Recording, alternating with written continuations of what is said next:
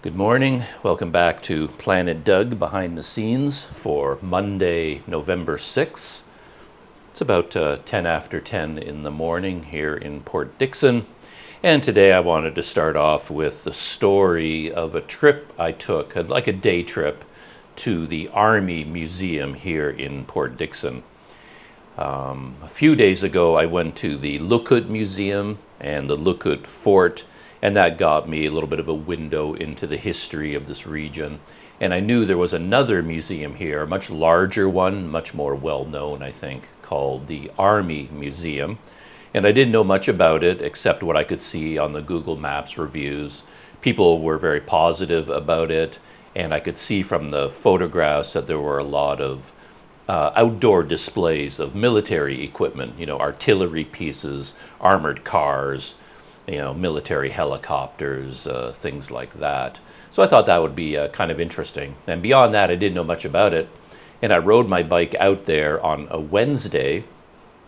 I did a lot of careful research into when this museum might be open, when it's closed. It's a little bit of a crapshoot when you try to figure these things out, because you can't always trust the hours on Google Maps, of course. Sometimes it's right, sometimes it's wrong, you just never know. But as far as I could make out, it's closed Monday and Tuesday of every week, but then it's open every other day. So I waited until a Wednesday, and I got on my bike and I rode all the way out there. And of course, when I got out there, it turns out that I was 50% right, in that it was supposed to be open that day because it is open on Wednesdays. So I got that right, but it turns out it was a special day. I'm not entirely sure who was visiting. These two soldiers came up to me because I went up to the gate, and even the gate was kind of confusing because the gate wasn't 100% closed, but it wasn't 100% open either. It was like partially open. There was just enough room for someone on a bicycle to ride through and go in and see the museum. So I'm standing there, straddling my bicycle and trying to figure out whether the museum is open or not. And then these two soldiers came up to me and said, no, the museum was closed. And at first they said it's because the Sultan was visiting. So for security reasons, everything had been closed. But then I didn't hear them say Sultan, actually. I didn't know they said Sultan until I was editing the video. And then I listened to them over and over, and I was like, oh, Sultan. Now I get it. But at the time, I didn't know what they were saying. And then they started saying king, because they could sense that I didn't really understand them. And then they looked for a different word in English, and they came up with king. It's like, oh, the king is coming. So the museum is closed. So either the Sultan was in town, one of Malaysia's sultans, I don't know which one, or the king was coming. But doesn't matter from my point of view, from my perspective, the result was the same. The museum was closed. So I waited a couple of days to let the visit of the king or sultan blow over, and I went back on a Friday, assuming it would be open on a Friday, and hopefully the museum would be open that day. So I rode my bike all the way back out there, and it was open, so I was able to visit the museum. And of course, being a dummy, I did everything wrong right out of the gate because I didn't see the main entrance. I rode my bike along the main road, and I guess there was a big open gate with a parking lot, and that is the main entrance to the museum. But for whatever reason, I didn't see that at all. I think because it's quite far away from the museum building itself. So I think on the Wednesday when I went there, I think I saw that gate. I certainly see it in the video, but it was closed. I mean, the gate was completely closed. And then when I looked beyond that gate, I saw some buildings, but they didn't look connected to the museum building, which was over here.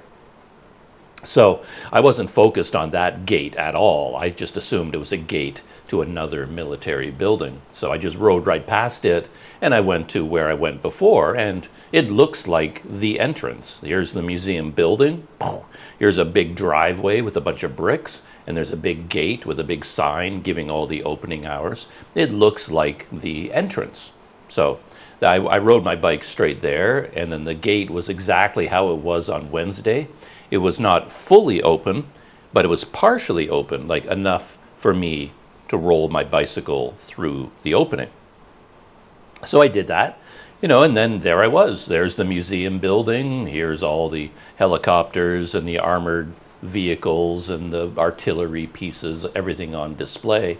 And I had my GoPro mounted on the mop handle on my bicycle, and I'm just sort of rolling my bike around this big courtyard area in front of the main entrance. There was a lot of parking there. There was all kinds of cars parked there. It looked like I was at the museum. Cool. So I'm walking around, aiming my GoPro in different directions, talking about the museum and what I'm seeing. And then, of course, a soldier comes up to me, very friendly guy. He actually wanted, this happens almost never, so it was kind of a rare event. He came up to me. I saw he was coming up to talk to me, and I knew I was in trouble, that I had made another mistake. But he was smiling and friendly, and the first thing he wanted to do was shake my hand. It's like, wow, that's interesting. That doesn't ever happen usually. It's kind of a Western thing, to shake hands. It doesn't generally happen in this part of the world. But he came right up to me and he wanted to shake my hand, and then he told me, "You're not supposed to be here. That's not the right entrance. You came in the wrong entrance, and you have to take your bicycle to the parking lot and lock it up there. You're not allowed to bring your own vehicle in the area where I was." And that all made perfect sense to me, because if there's one thing I have a skill for, it's always doing something the wrong way. If there are two entrances, one is the right one is the wrong one, I will always, for whatever reason, I will end up at the wrong entrance. And that's what I did this time. And I think at the beginning, he was going to tell me, based on his hand gesture, I think he was telling me I had to go back out the wrong entrance and then ride my bike along the street and then enter through the right entrance. I think that's what he wanted me to do, but he didn't really speak English, and he could sense he was going to have trouble explaining that to me. And then he finally says, "Oh, yeah, forget all that. Just come with me. I'll show you." And then he walked with me, through the museum grounds, heading me in the direction of the parking lot. And then he was just basically going to guide me to where I needed to be, rather than sending me on this big detour. And then everything became more and more clear, because when I got to the parking lot, there was not a huge series of steps, but there was like 15 steps going down to the parking lot. So I had to pick up my bike and carry it down the steps to the parking lot. So clearly, had I gone in the right way, there's no way I would have made the mistake of riding my bicycle right up to the front door of the museum, because you couldn't. If I came in the right entrance, I would have run into this series of steps. It was like, oh, okay, you're supposed to park your motorcycle, park your car.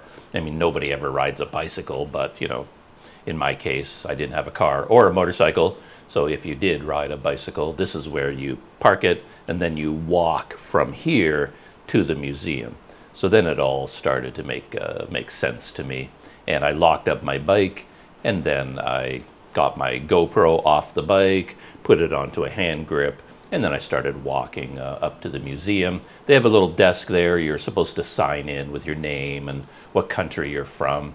And then they have a big booth. And I knew about this in advance. They have a booth there where they have a photographer.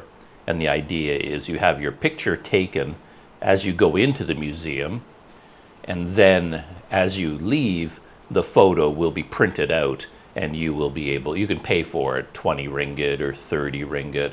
I don't know how much it cost, but you can basically get a photo to commemorate your visit to the museum, and then you pay for it on your way out.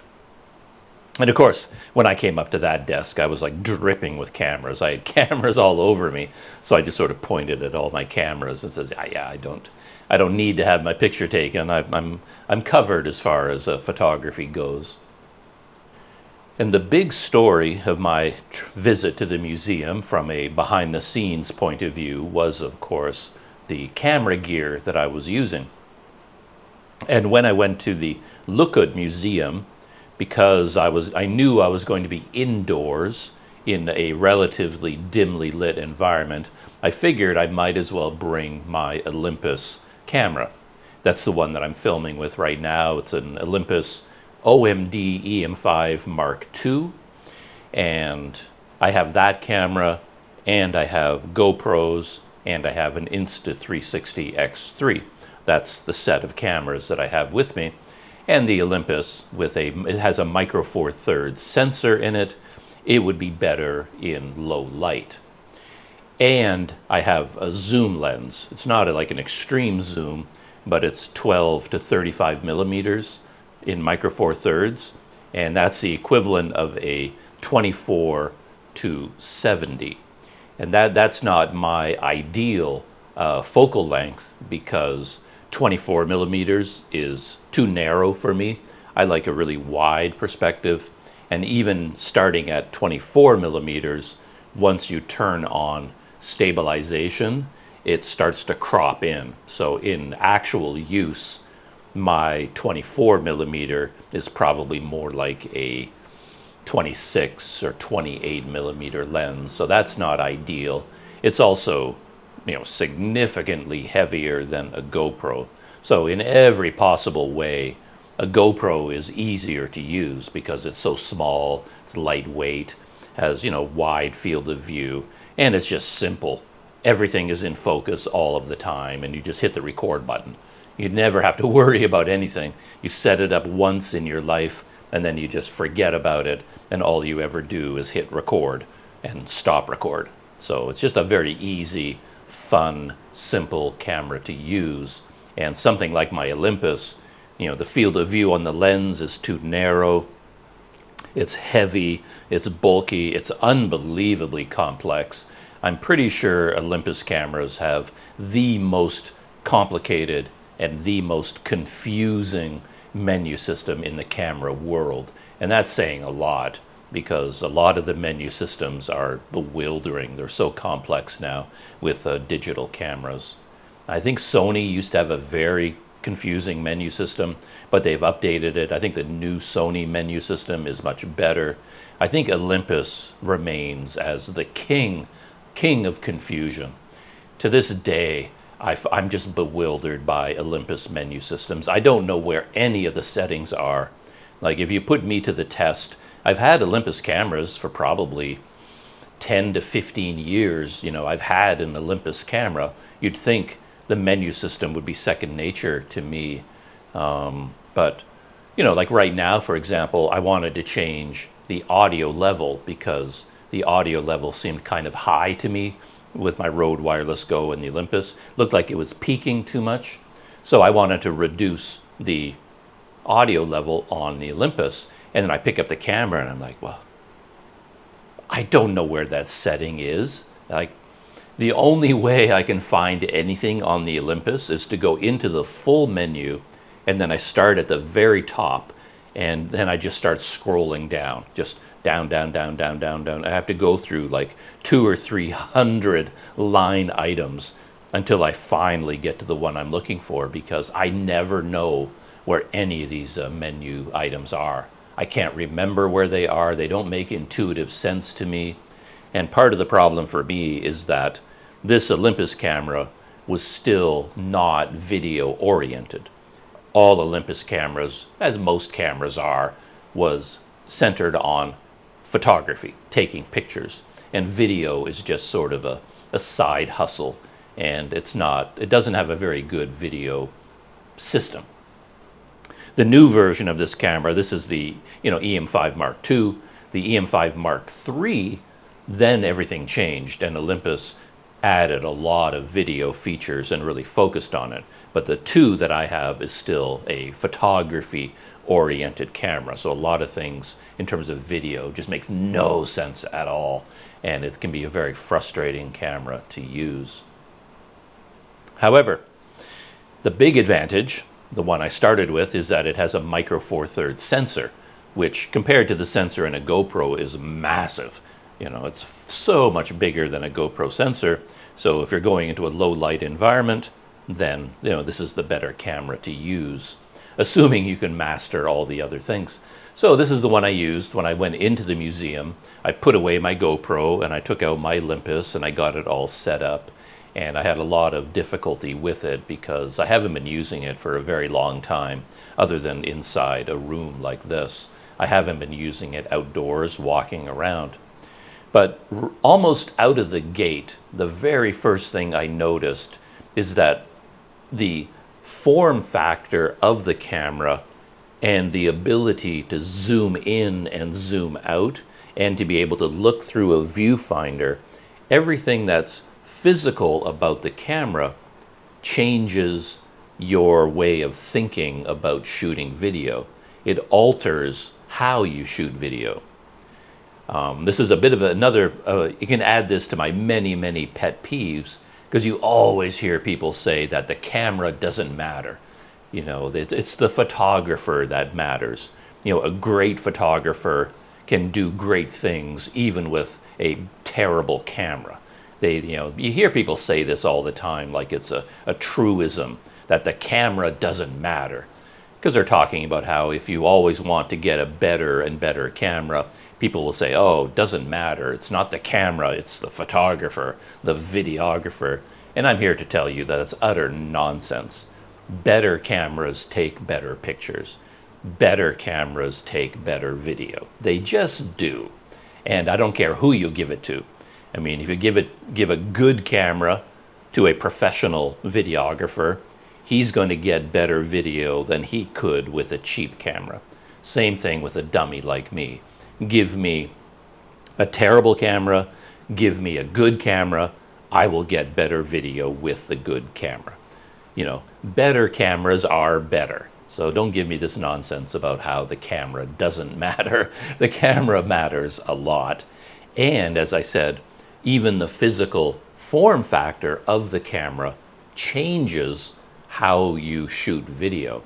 And that happened almost instantly. I walked into the museum with a GoPro, and with a GoPro, all I do is take in the entire scene, because that's all the GoPro can do. You stand there holding it, wide angle, you shoot the entire room. Oh, here's the room. Wow, look at this room, isn't it interesting? Now you go to the next room. Here, look at this room. And your GoPro is capturing the entire room. And you just get into that habit. You get into a physical rhythm of how you hold the camera and what you do with it. The minute I was holding the Olympus, I've got the zoom lens. It's like, oh, I can zoom in on details. So as soon as you walk into the lobby, like the first, the entryway of the museum, it's just a very, kind of a bland kind of room, not a lot of interest in there. But off in the corner, for whatever reason, they put a cyborg, like they built a robot out of junk electronics. It was like an artistic piece. They built their own Terminator out of all these crazy electronics and cables, and put two big red lights, for eyes, and it's got a big gun. It looks like a robot from the future, and they painted it all black. So that's the first thing you see when you come into the room. So with the GoPro, I would have aimed the GoPro at this robot and said, oh, look at that really cool robot. And you'd see the whole robot from head to toe. But because I had the Olympus, so what I did was I started panning. And that was the story of my trip to the museum in terms of videography. I was just panning like a madman because I suddenly had the ability to do that. So I took my Olympus and I zoomed down on the feet of the robot. So I just had the feet in the frame. And then I slowly moved the camera up the robot, slowly taking in the legs, the hand, the guns, all the way to the head and the red lights. And that just was the habit I formed while I was at the Army Museum using the Olympus. Everywhere I went, I started zooming in on small details and then pulling out to a wider field, or starting wide and then zooming in, or I'd start on a small detail and then pan upwards, or start at the top and pan downwards. I was doing all of these, I'm not going to go crazy and say that it was, creative videography, but it was creative for me, and I was doing all these things with the camera that I wouldn't do with a GoPro, because physically, you can't really do that with the GoPro. I mean, you could do it to a certain extent, but it wouldn't be pleasing. It wouldn't work because everything is in focus all the time. You just don't get the same kind of video. Anyway, so that's what I started doing with the Olympus, and I enjoyed that quite a bit. And then later on, as I was editing the video, because I'm already finished the video, I've edited it and I've uploaded it to YouTube, I realized, oh, I have B-roll. I'm not normally a B-roll shooter because with a GoPro, you don't generally shoot any B-roll. All you have is what I would think of as A-roll. So I basically just shoot myself, shoot my surroundings, and I just cut it all together in a linear fashion. So nothing fancy. But with the Olympus now, I was suddenly doing all this panning, and suddenly as I was editing, it's like, oh, I've got all this B-roll. So what I've done essentially is I go into the room with my Olympus, and I'm kind of using it like a GoPro at the beginning, where I'm just shooting all around the room and then looking at me, and then I walk up to the robot and I show the robot as I'm talking about it, and that's all similar to like GoPro A-roll, but I put all that into the timeline. But now I've got this B-roll of me panning up and down the robot. So I take the B-roll and I overlay it on top of the A-roll, and then I've got the audio from the A-roll, but the video from the B-roll. And I don't usually do that sort of thing because I don't have any B-roll.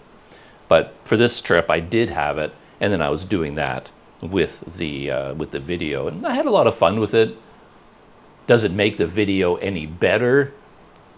I think it makes the video better, but of course, making a video better is entirely different from making a video popular. So, I mean, that's an obvious thing. I mean, there's tons and tons of YouTubers out there who do nothing fancy, who all they have is one camera, like they have one GoPro. I think Dale Phillip might fall into that category.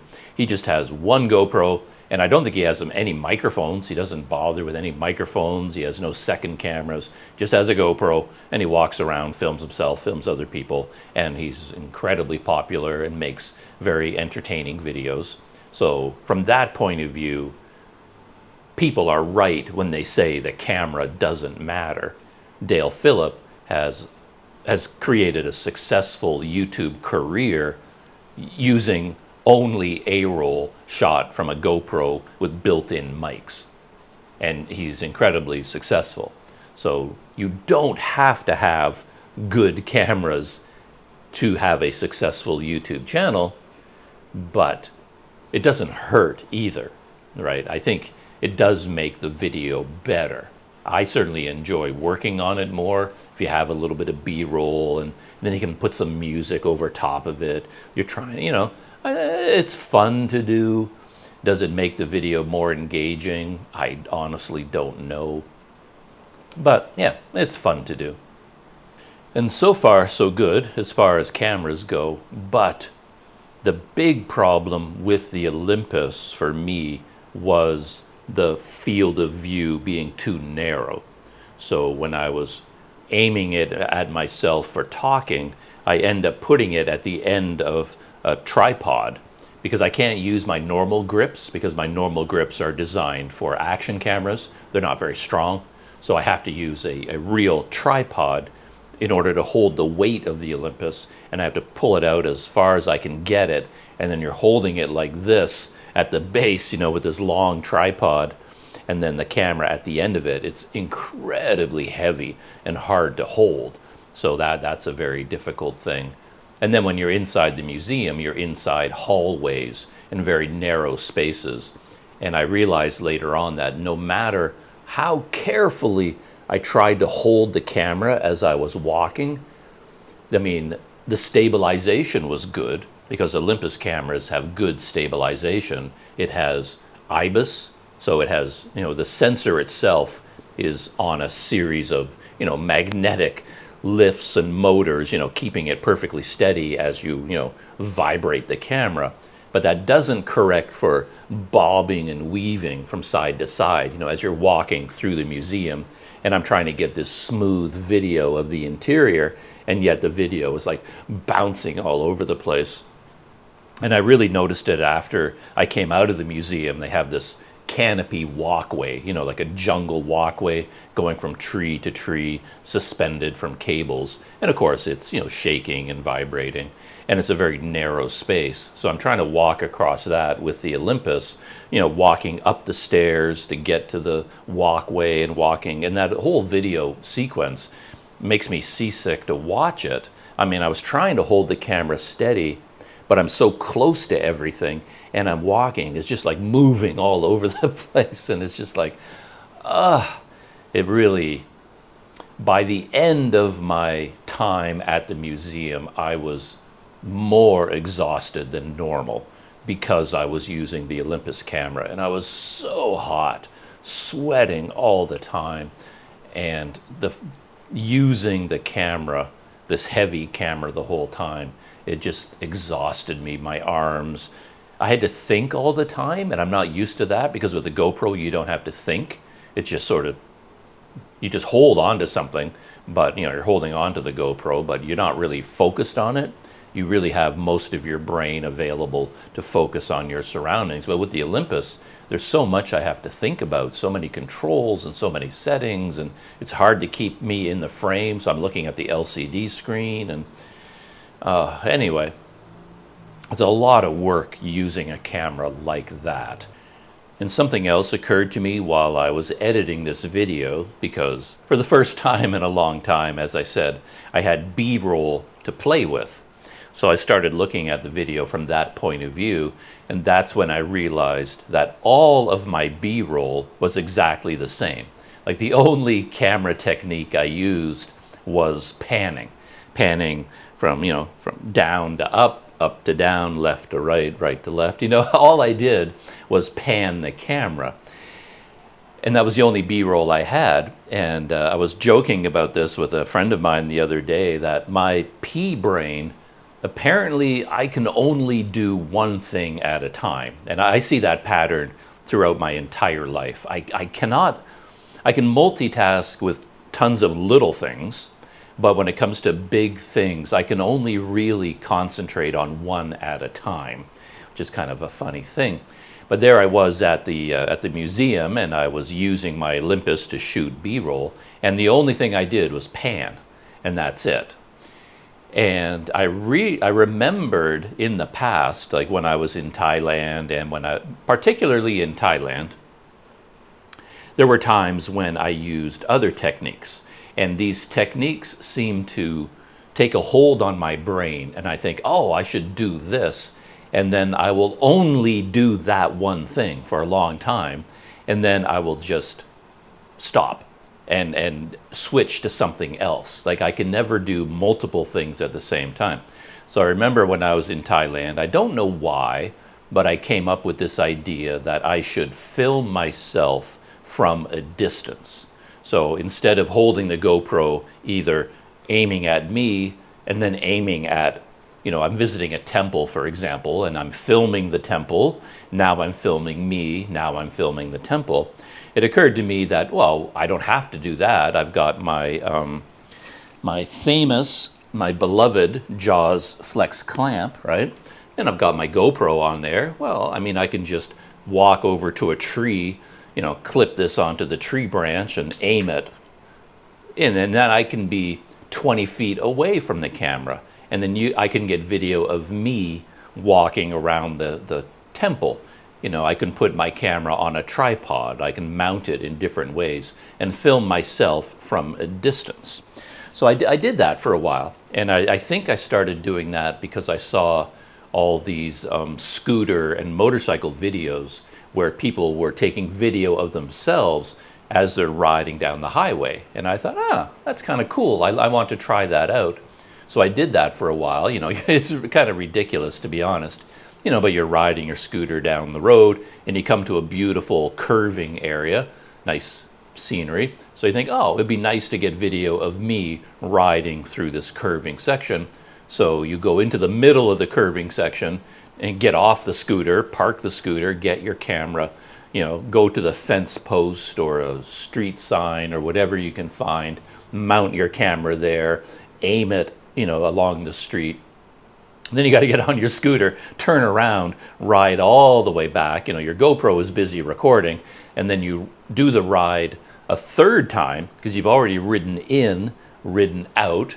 Now you're going to ride back in again and ride past the GoPro, pretending you don't know the camera is there. And once you get past the GoPro, you got to turn around again, come back to the GoPro, turn it in the other direction, so that you're filming up the road now, and then you ride your scooter back again, do another U-turn and ride past the GoPro.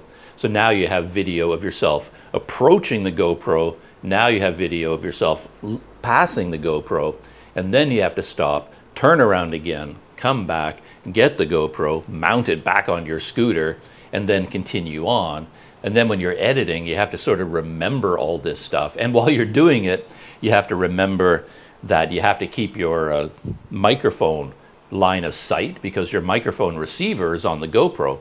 And as you're riding towards the GoPro, it works because the microphone is here. But as soon as you pass the GoPro, now your body is blocking the microphone and the audio cuts out. So you have to remember that when you turn the GoPro around, so it's facing that way, now when you ride your scooter towards it, you have to take your microphone and put it on your back, because if it's on your chest, you won't get any audio at all. There's just so much to think about, and it's so complicated and takes up so much time. And in the end, when you edit the video and look at it, like, was it all worth it? I don't really know. But anyway, I started doing that in Thailand, and then I transferred that over to temples and other places that I visited, and I'd mount the camera somewhere. I wouldn't be holding it anymore. So that's another camera technique. And I remember one place in particular I went to in Thailand was like a huge temple on a hill with a lot of bamboo canopy walkways, bamboo bridges, exactly like the bridges at this museum. And I remember filming those bridges multiple times. So I would basically walk across the bridge holding my GoPro normally, and then I would walk all the way to the end of the bridge, mount my GoPro facing this way, and then I would walk across the bridge but not holding the camera, and then I would take the GoPro and mount it off on an angle where I could see the entire bridge from a distance, and then I would go back and walk across the bridge a third time to catch video from that angle, and I would edit all that together.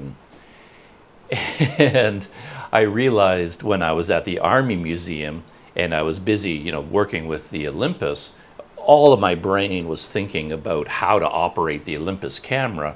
So the only filming technique I adopted was hand holding and then panning. And I realized as I was editing, walking across that canopy, I should have taken the camera and put it on the tripod over here, and then you can see the whole bridge, the whole canopy walkway, and then you see me walking across it, because the field of view of this camera is so narrow that you don't see anything. I'm sort of like, okay, here's the bridge below me, here's the cable, here's me, but you never get the setting. What do they call that in movies? I should know what this is called. It's an establishing shot. If you watch television shows or movies, a very common technique is to have an establishing shot. You can say, for example, you can hear two characters talking. You hear this conversation, but you don't see the characters because the camera is outside on the street shooting. It might shoot the whole city, then you see the building, then you see the hallway, then you see the room, and you finally see the characters. So all those shots of the city, the street, the building, the door, those are all establishing shots that tell the viewer where you are. Like if you just open with two people talking, you're kind of lost visually. There's no context. It's like, where are these guys? Like, are they in whose house? Where are they located? And every TV show does this. Watch something like Seinfeld 10 times per show. There's an establishing shot that shows the outside of Seinfeld's apartment building. He doesn't really live there, obviously, but they use the same shot of the outside of the building, and they have the Seinfeld musical cue, and then they cut to inside Jerry's apartment because they need the establishing shot of where they are. They're in Jerry's apartment building. Okay. So, you should do the same thing with a YouTube video. You need an establishing shot to show where you are. Otherwise, it's just not engaging and not interesting. And what I should have done was mounted my camera, 30 feet away on the tripod and framed up the whole canopy bridge and then walked across it, and I got that video as an establishing shot. But I didn't do that. I could go on and on and on. Oh, another one is time lapses. I completely forgot that I could do a time warp with the GoPro, because this museum has a whole bunch of helicopters and military equipment, which is kind of interesting.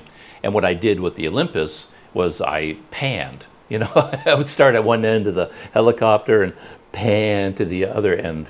And I thought I was getting like super creative because there's this huge, transport helicopter, like not a mini one, but a massive helicopter. And you could walk right underneath the tail and have the whole tail going right over your head. So I went under there with my camera and then my Olympus, and then I panned upward, from the front. You can see the wheels, and then I pan all the way up the full length of the tail. And then I've got the tail and the rotor, the tail rotor, in the shot at the end. And then I would walk around the helicopter holding my Olympus. I'd walk around it in a full circle. But because the Olympus is so hard to hold steady, the video is just awful. It's all jerky and shaky. And then because it goes on for a long time, I would, in the editing program, take that video and speed it up. So that's what I was doing as I was editing the video. And then I thought, why the heck did I do all of that? I've got the GoPro. The GoPro has an amazing time warp feature. It's designed to do exactly that. You just hit time warp, and then you walk around whatever it is you want, and you get this beautiful, smooth motion. You can do all these artistic things with GoPro time warp. And I had my 360 camera with me.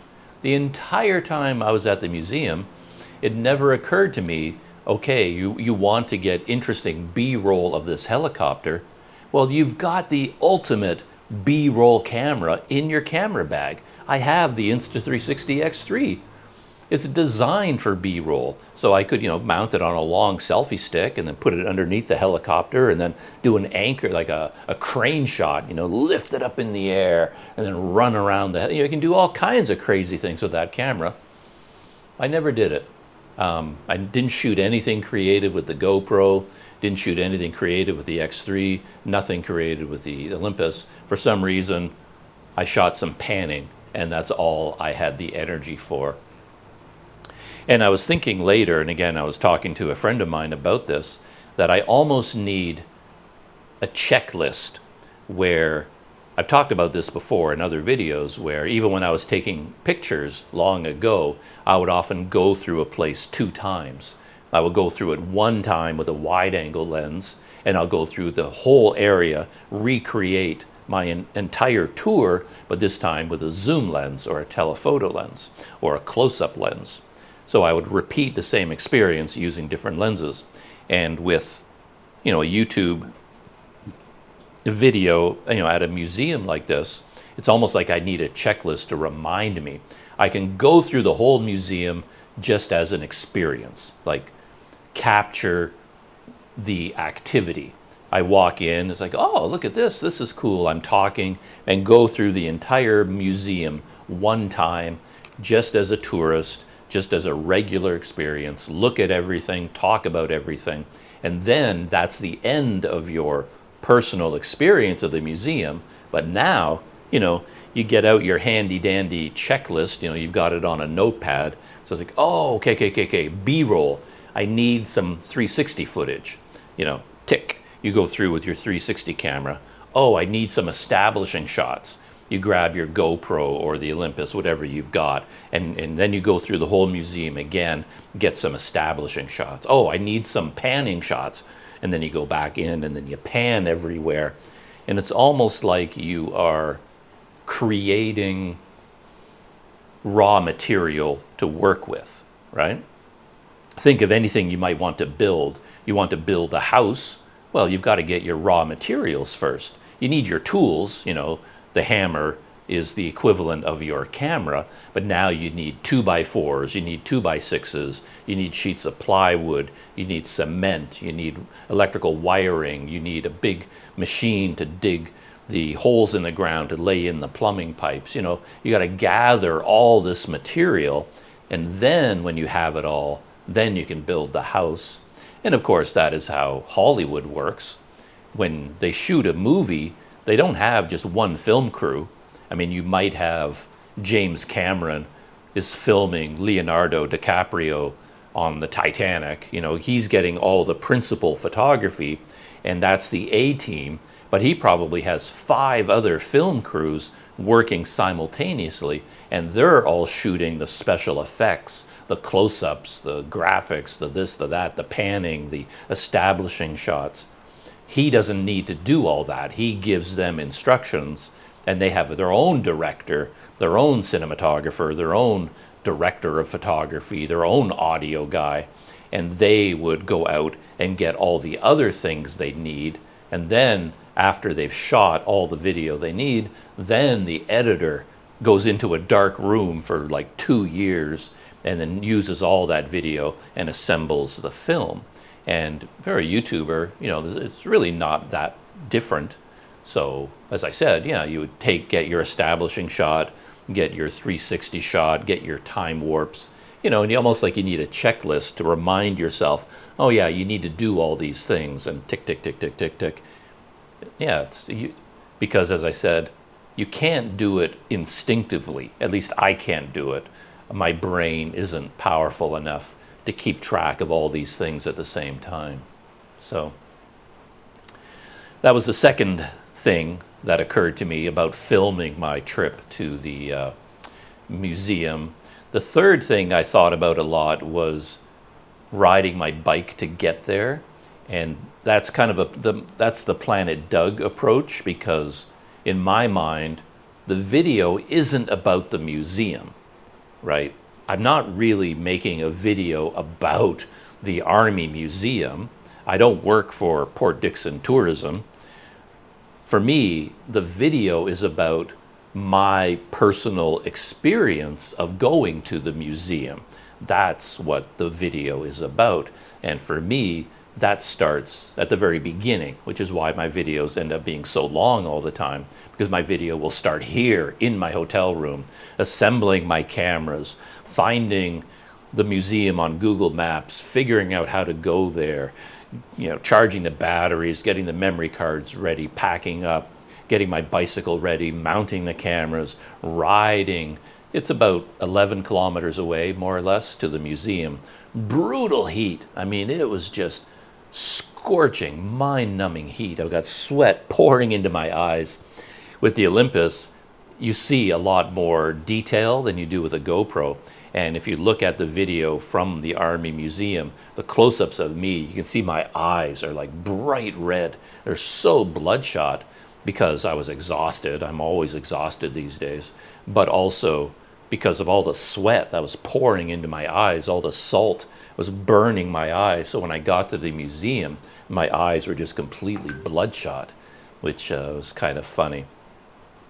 And then by the time I got to the museum, I was already exhausted. I was tired from the 11-kilometer bike ride to get there, and then parking the bike, and then taking my cameras off the bike, and then switching from the GoPro to the Olympus. And I started to think after it was all done that, I mean, that is a classic Planet Doug video. Like I said, I'm more interested in the personal experience of a day rather than the place itself. But there's a real downside to that, because after riding my bike to get there, I was done. I was exhausted before I'd even started. So I really didn't have any energy for spending time at the museum. So for something like that, I think you should really think twice about riding a bike that far to go somewhere, knowing that you need energy to really appreciate the museum. and to get all of your different, types of video, then I should have just taken a grab to get there, right? I haven't done that for a long time, but I assume I'm capable of doing that. Just call up a grab of some kind and then get driven to the museum, and then the video can start at the museum. And when I'm fresh and clean and dry and my eyes aren't full of sweat, my eyes aren't burning, that might be the better way to do something like that. And the final lesson from going to the Army Museum in terms of camera stuff and behind the scenes is I was thinking about the cameras I had with me and how none of them were ideal. The GoPro, as I said, is not good in low light. It also can't get close-up video. It can't zoom in, zoom out. It's basically an action camera.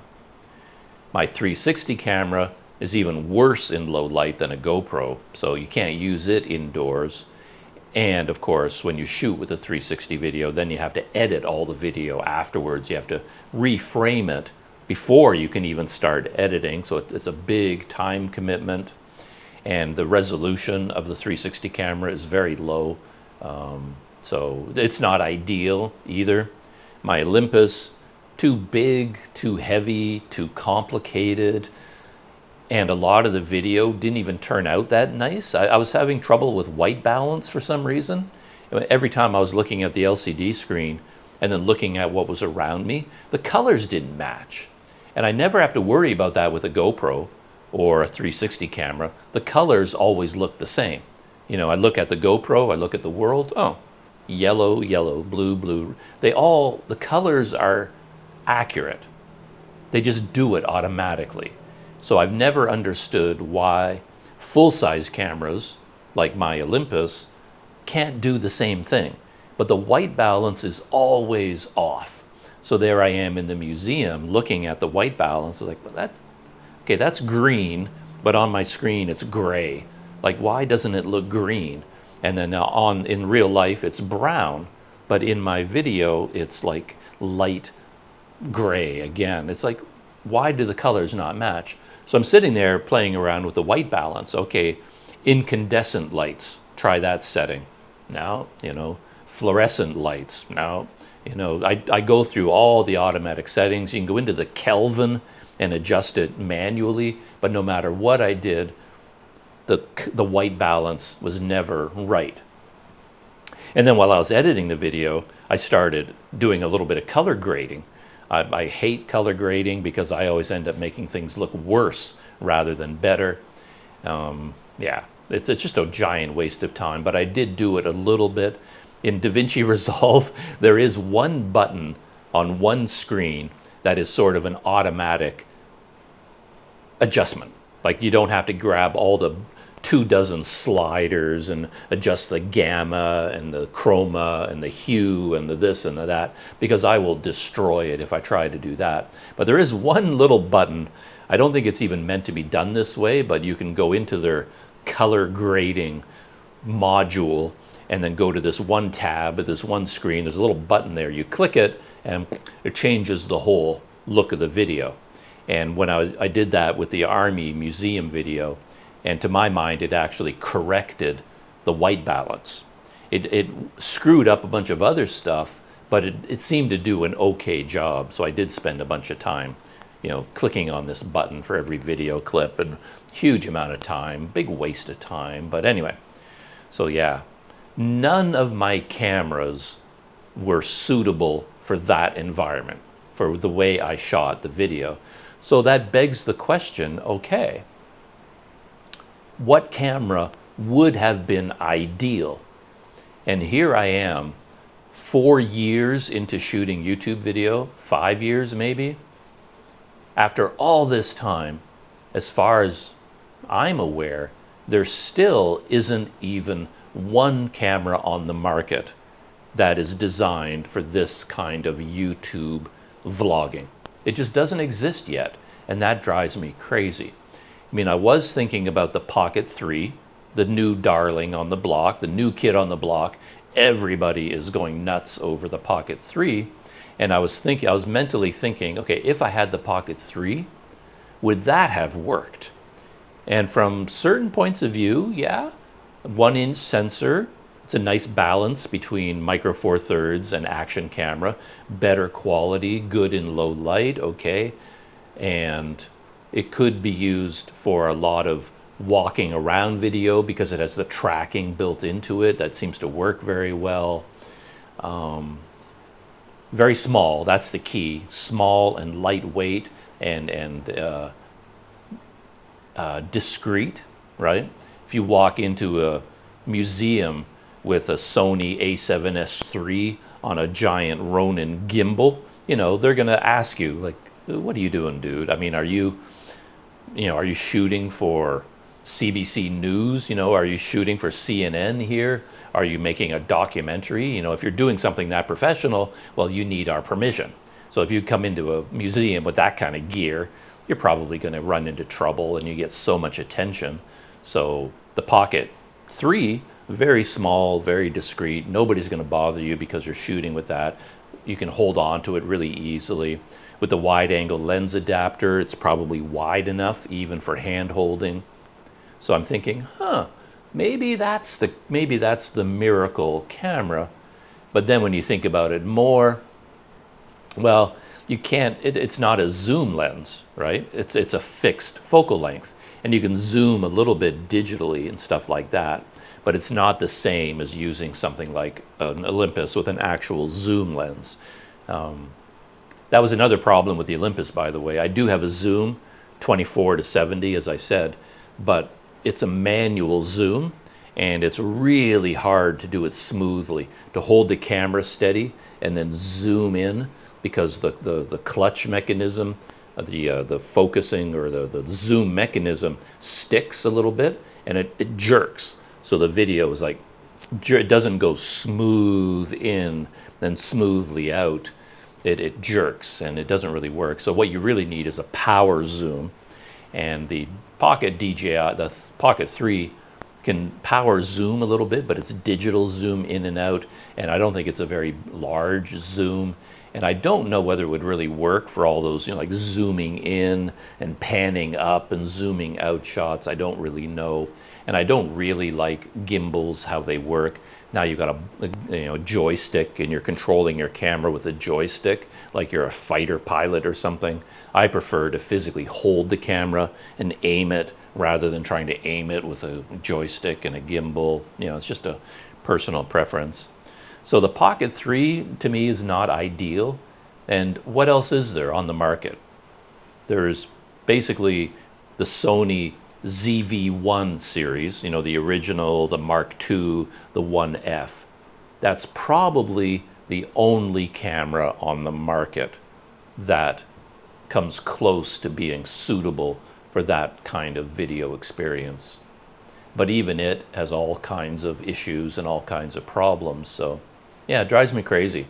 After all this time, all these years, I still can't think of one camera that would be good for that experience, you know, capturing video of that experience. Yeah, crazy. Overall, what did I think of the museum? Would I recommend going there? That's a really complicated question because it depends so much on your perspective and what your expectations are. I was reading through all of the reviews on Google Maps, and some of the things that I read that were negative, you know, people giving some negative opinions about the museum, kind of surprised me, and I had to stop for a minute and think, oh, why does that surprise me? Because what they were saying I agreed with, but when I went to the museum, it never even occurred to me to offer that as a criticism. In particular, what I'm talking about is a lot of people said the museum needed to be updated and overhauled, and they would talk about how, you know, the lights were burnt out, you know, lights weren't working, the bathrooms were dirty or broken, things were dirty, things were not maintained, stuff like that, things were not working.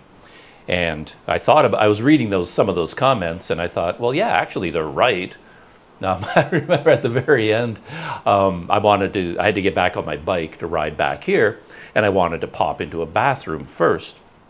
So I had to find a bathroom to begin with, and I wasn't quite sure where to go. I had a vague memory of seeing a bathroom in one of the buildings. So I walked all the way back to Block A to that building, and then there was, women over here and men way over here on the right. So I went up to the men's bathroom, and then I kind of stopped because there was a big construction cone in the doorway, like blocking the entrance, but the door was open.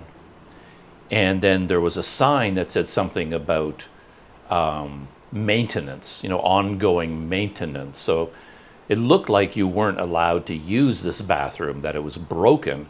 But I was looking at it going, well, maybe they're just in there cleaning, because that's another one of my superpowers. Every bathroom in Malaysia, every one I ever go to, it's always full of cleaning crew. It's like, oh, for Pete's sake, I don't really like having an audience when I go into a bathroom, but here in Malaysia, there's always somebody in there cleaning. And I mean, you have to be happy about that because the bathrooms are all very clean and well maintained. But every time I go, like in the MRT system in KL, I joke about this all the time. Every time I try to go into one of the bathrooms, it's going to have a big cone in front of it saying, being cleaned. And you're not quite sure whether you're allowed to go in or not while they're cleaning. But I think you're allowed to go in. They're just telling you to be careful because the floor will be slippery. And quite often, the cleaning crew will be women, which I always find really just kind of blows my mind a little bit. I'm always a little bit startled because, it's like you have, things in the MRT line where they even have like the KMT system or even MRT now, certain cars are reserved for women for their comfort and their security and peace of mind. So it's like no men allowed. So there really is this feeling of keeping men and women separate in Malaysian society overall. It's a predominantly Muslim country, so you have that general atmosphere in the country. And then, when I'm a big, giant, sweaty foreigner and I go into the bathroom to use it and it's filled with women busy cleaning, and I'm always like, I'm not comfortable now because of that, and I'll leave most of the time. I don't like to use those bathrooms when they're filled with women. So then I go to the next MRT station and I try to use the bathroom in that station, and it will be closed for cleaning too. I mean, it's just over and over. So anyway, I'm at the Army Museum. I see the big cone and a sign on the door, but the door is open. I'm like thinking, I don't know. Can I use this bathroom? Can I not? But I just sort of went in, and then it seemed to be a functioning bathroom. There were, urinals, and then there were stalls, this and that. And I looked in a couple of the stalls, and some of the stalls were a horror show. Like people had been using them for a long time, but they were not flushing. So they were filled, and it was just dirty and gross. Everything was kind of dirty and gross in that bathroom. But it was still working. I found a stall that was still operational, so I used it. And as I was looking around, it registered on my mind that this was an awful bathroom. I mean, it was just horrible, smelly and stinky and dirty, and a lot of things were broken, But then if someone asked me about that museum, give my review of the museum, it would never occur to me to talk about, the bathrooms were not in good condition, because I guess in my mind, I'm always expecting that. As I travel around this part of the world, well, the bathrooms are just always kind of broken down, kind of half working. It never occurs to me, like if I go into a restaurant in Sumatra, which I did quite often, and then I use the bathroom there, and then I'm talking about the restaurant on video, it would never occur to me to comment on, the bathrooms were dirty. Well, all the bathrooms are dirty. That's just how the bathrooms are. So I wouldn't include it in my review of the restaurant. Or if I'm walking around a city like where I was in Padang, and I walk through some neighborhoods and there's like a canal, waterway, and it's filled with garbage, it doesn't occur to me to really comment on that because, that's just how all of these things are, right? But these people leaving reviews, they're Malaysians, they live here, and they're accustomed, they go to their work office and they have really nice clean bathrooms, or they like to go to restaurants that have nice clean bathrooms, why not? So when they write their review of the museum and the bathroom was dirty, they include that in the review. So they, 1 star because their bathrooms are really awful. Or if they go into a display, an exhibit in a gallery, and the light bulbs are flickering, or it's too dark because the bulbs are burnt out, they comment on that. But for me, again, that's normal. I kind of expect the displays to be a little bit dirty and dusty and a little bit broken, the light bulbs to be flickering, things not to be working. They had this one gallery for the history of Malacca, and a big part of the gallery consisted of a ship, almost full-sized. It was a big mock-up of a ship, the front half of a ship, an old wooden sailing ship from, centuries ago.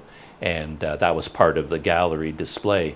And what they did is on the floor, they put down some paper or something to make it look wavy, and blue lights and sound, playing over the speakers.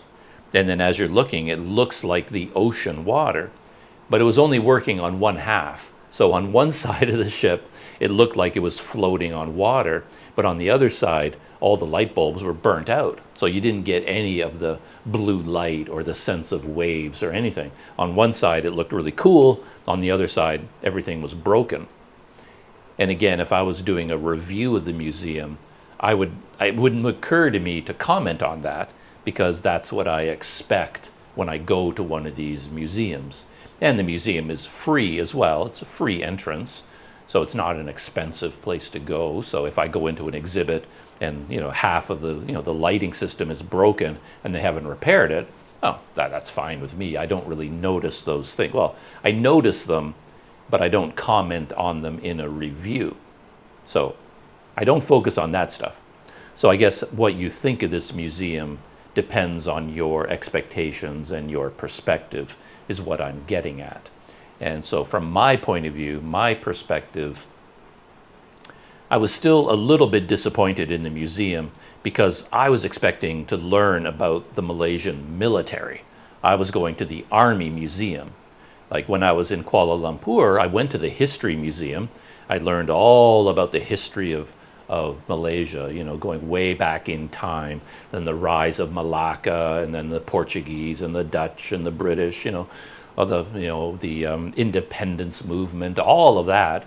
And then I would go to the Islamic Art Museum, gorgeous, beautiful museum, and it shows artwork, Islamic art from all around the world, because it is the Islamic Art Museum, right? So those are my expectations. And when I saw Army Museum, I'm going to learn all about the modern Malaysian military, the various branches. What branches do they have? Do they, in the U.S. they've got whatever, the Army, the Navy, the Marines. We all hear those all the time. But in Malaysia, what's the Malaysian equivalent of the Marines, the Army, the Navy, the Air Force? How is it divided? How is it organized? How big is it? How does it work? That's what I was expecting to learn when I went there, but it wasn't like that. It was more of a general history of Malaysia museum with a little bit of a focus on the military side of things. So, you go into the gallery, it's all about Malacca. And I was like, okay, this is kind of cool. But I didn't come here to learn about the history of Malacca. And then there'd be the British colonial era, gives you the whole history of the British colonial period of Malaysia. And I'm like, well, that's cool. But again, I didn't come here for that. I came here to learn about the military. And I didn't really get that. There was a lot there about the military, but almost all of it was not in English. So I couldn't read any of that anyway. So from that point of view, I would give the museum a little bit of a low rating, I guess it's the Army Museum in the sense that it's a museum about Malaysia that was made by the Army. It's not really about the Army, if you see the distinction there. But would I recommend it to other people? You're in Port Dickson, you're spending the weekend here, and you got kids as well. Yeah, absolutely. I'd recommend it because it's big. It's got an open area, a lot of galleries, a lot of displays that are visually interesting. And one thing I didn't mention in my video tour, I should have talked about this, is a lot of the galleries had sound effects. And I really like that. Where, you know, you go into the Malacca gallery with the ship, the model of the ship. Well, you hear playing over the speakers ocean wave sounds, you know, sails flapping in the wind, the captain of the ship shouting orders at the crew. You're immersed in terms of the audio in that setting, and I found that in many of the galleries.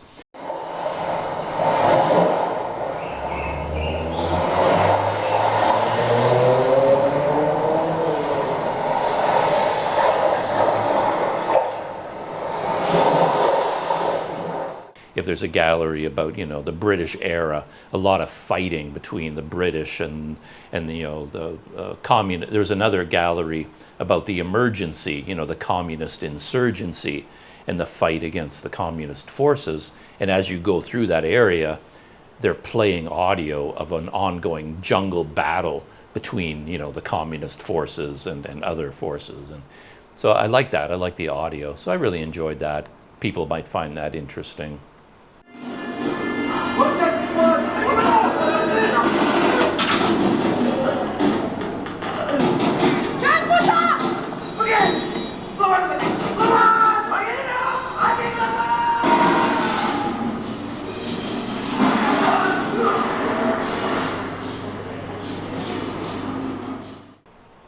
And then on top of that, you have all the military equipment that I talked about, the helicopters, the armored cars, you know, the artillery, planes. And when you go to see the planes, they have audio of the engines, you know, the roar of the engines playing, which I find quite interesting. And then they have the underground tunnel, a mock-up of a traditional, not traditional, but you know, the tunnels that were built by the communist forces during the emergency. You can go down into this tunnel. That was really, really interesting. Kids would probably enjoy that. And at the very end of the museum, they have what they call the survival village. So it's like a park area, and that's where you have the canopy walkway, fish ponds, streams. You can feed the fish, sit at a table, have snacks, that kind of thing. So if you take all of those elements and put them all together, yeah, and it's free entrance, yeah, good. I would recommend it to anyone to go there, particularly if you have children, you know, you're a family. Yeah, so I'd recommend it from that point of view. From a Planet Doug point of view, as I said, I didn't really learn anything about the Malaysian military. I certainly didn't learn as much as I thought I would. And this is interesting, the equipment that was on display, again, I was expecting to see military hardware used by the Malaysian military. That, you know, the Malaysian soldiers, this is the gun they use. This is the standard issue assault rifle that is issued to the soldiers of Malaysia. These are the planes we have in our Air Force. These are the ships we use. These are, you know, but I didn't really get any of that. Most of the equipment that was there, all of the guns and the tanks and the planes and the helicopters, felt like this was just a bunch of stuff we had lying around. Like any kind of weapon that was ever used in Malaysia or any country in the world anywhere, we happen to have one of these, well, we'll stick it in the display. So there'd be, you know, 200 guns in a display case. Cool to look at, you know, submachine guns, sniper rifles, pistols, assault rifles, grenade launchers, every kind of gun you can imagine is on display there. A whole bunch of artillery pieces outside. But you get the sense that it was just sort of a random collection of every gun we could get our hands on, rather than a focused museum display that's trying to teach you something. If you get the distinction. So it's kind of cool to see all of that kind of stuff. But the final point is that when I was looking at all the military equipment, I really had the sense of looking at old-fashioned military. Like even the artillery, anything like that, it all seemed kind of quaint to me from decades ago, from a century ago, because I have this sense now that in the past few decades, the last 2 decades in particular, military hardware has just changed dramatically.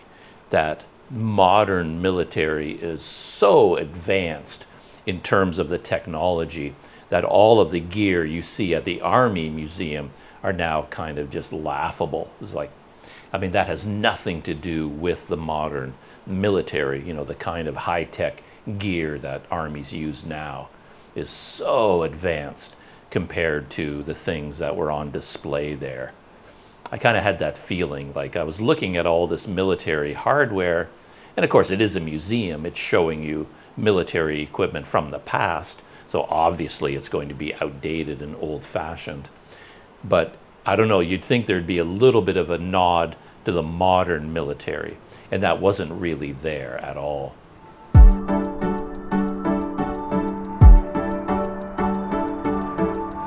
And all of this ties in with something that's been on my mind for quite a while, and it came into focus last night because I was having a lot of trouble sleeping last night, the way I always do lately. Couldn't get to sleep, and I found myself listening to a couple of podcasts, and I listened to one from Radiolab called, it's their latest one, I think it was released on November 3rd, called Toy Soldiers, and it was all about how they're using drones in the war between Russia and Ukraine, mainly Ukrainians, the way drone technology has been incorporated into their fighting and what that means. And I found the podcast so fascinating because ever since the war broke out in Ukraine, I've been thinking about this a lot, and it seems like a significant change in the world. And yet, I don't know, people don't seem to be talking about it.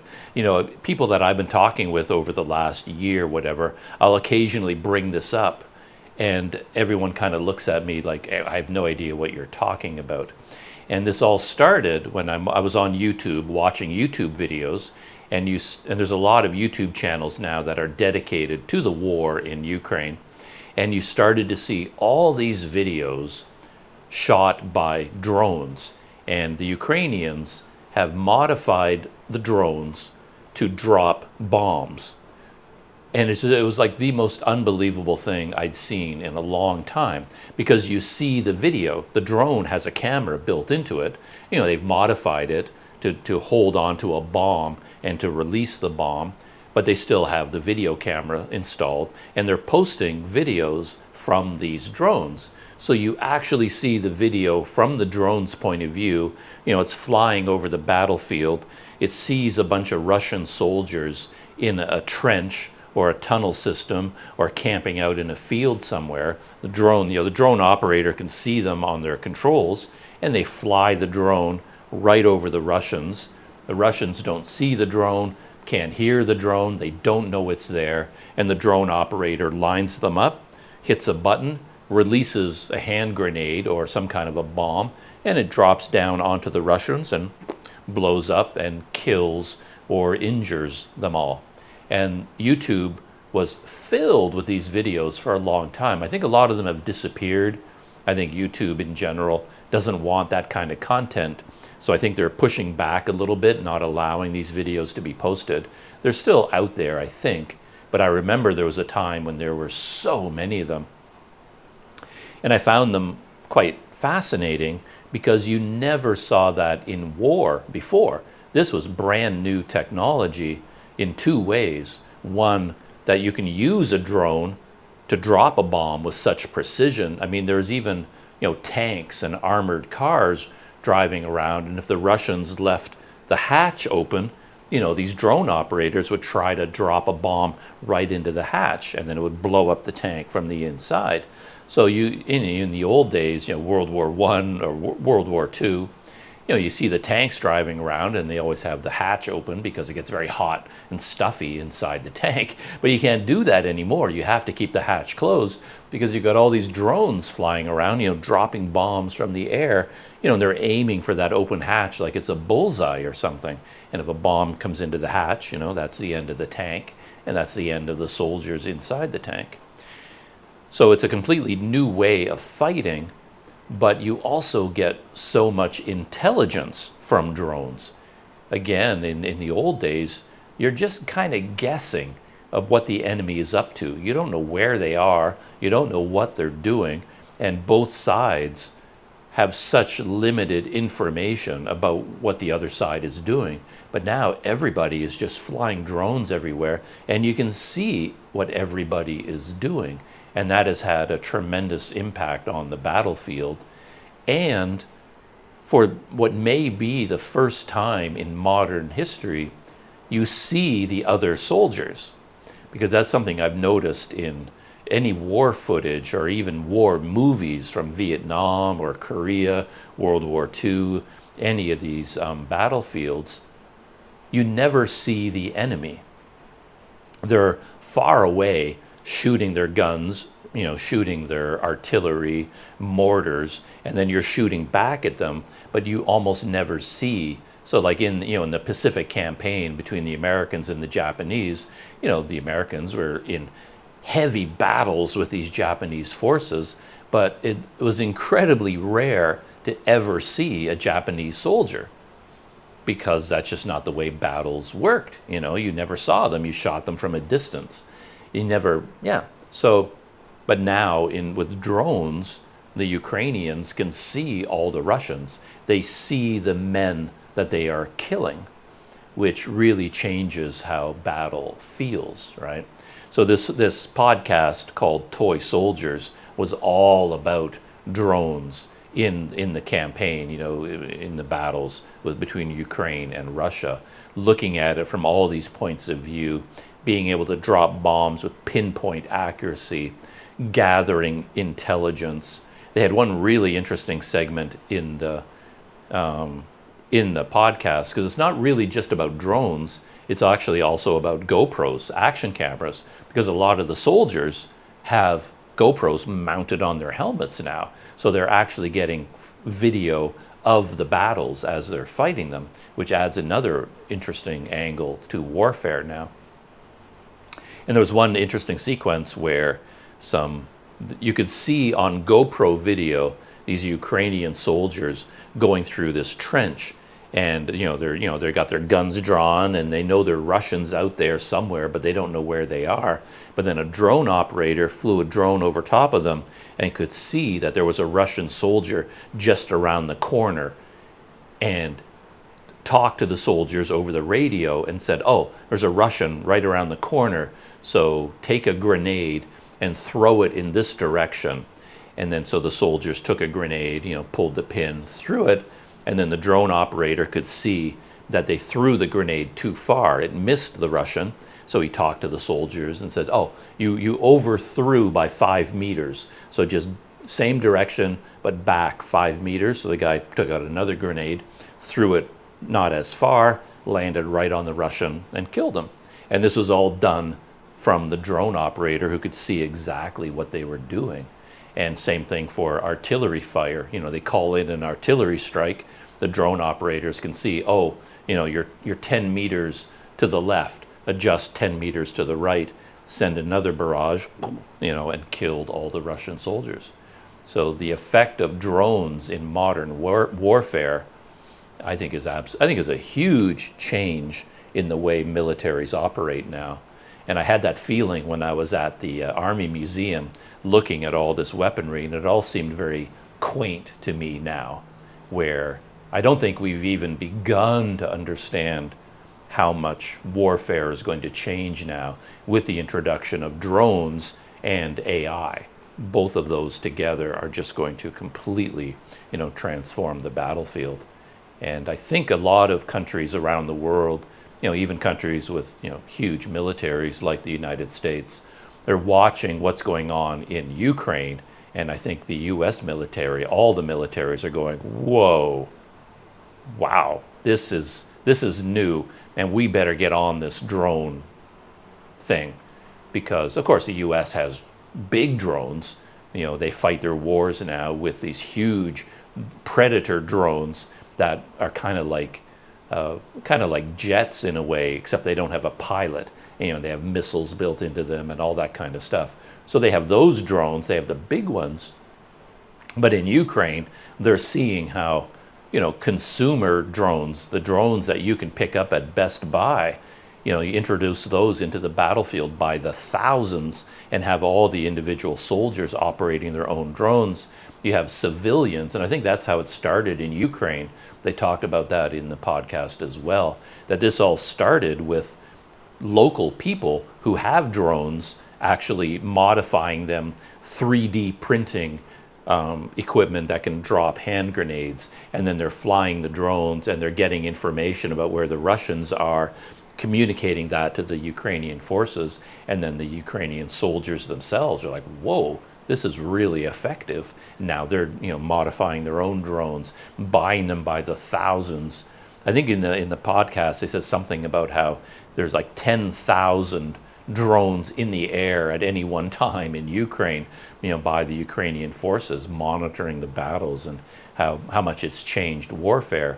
And I think you're going to see like American armed forces adopting the same technique because they can see how useful it is, you know, this sort of drone intelligence gathering and, you know, dropping pinpoint accuracy with bombs. So anyway, I find that kind of interesting, looking at all these weapons now, and they seem almost old-fashioned to me. And I think in the future, you know, you're going to see a lot more drones on the battlefield, and, you know, just as we see them in Ukraine now. It's, yeah, interesting stuff, I thought.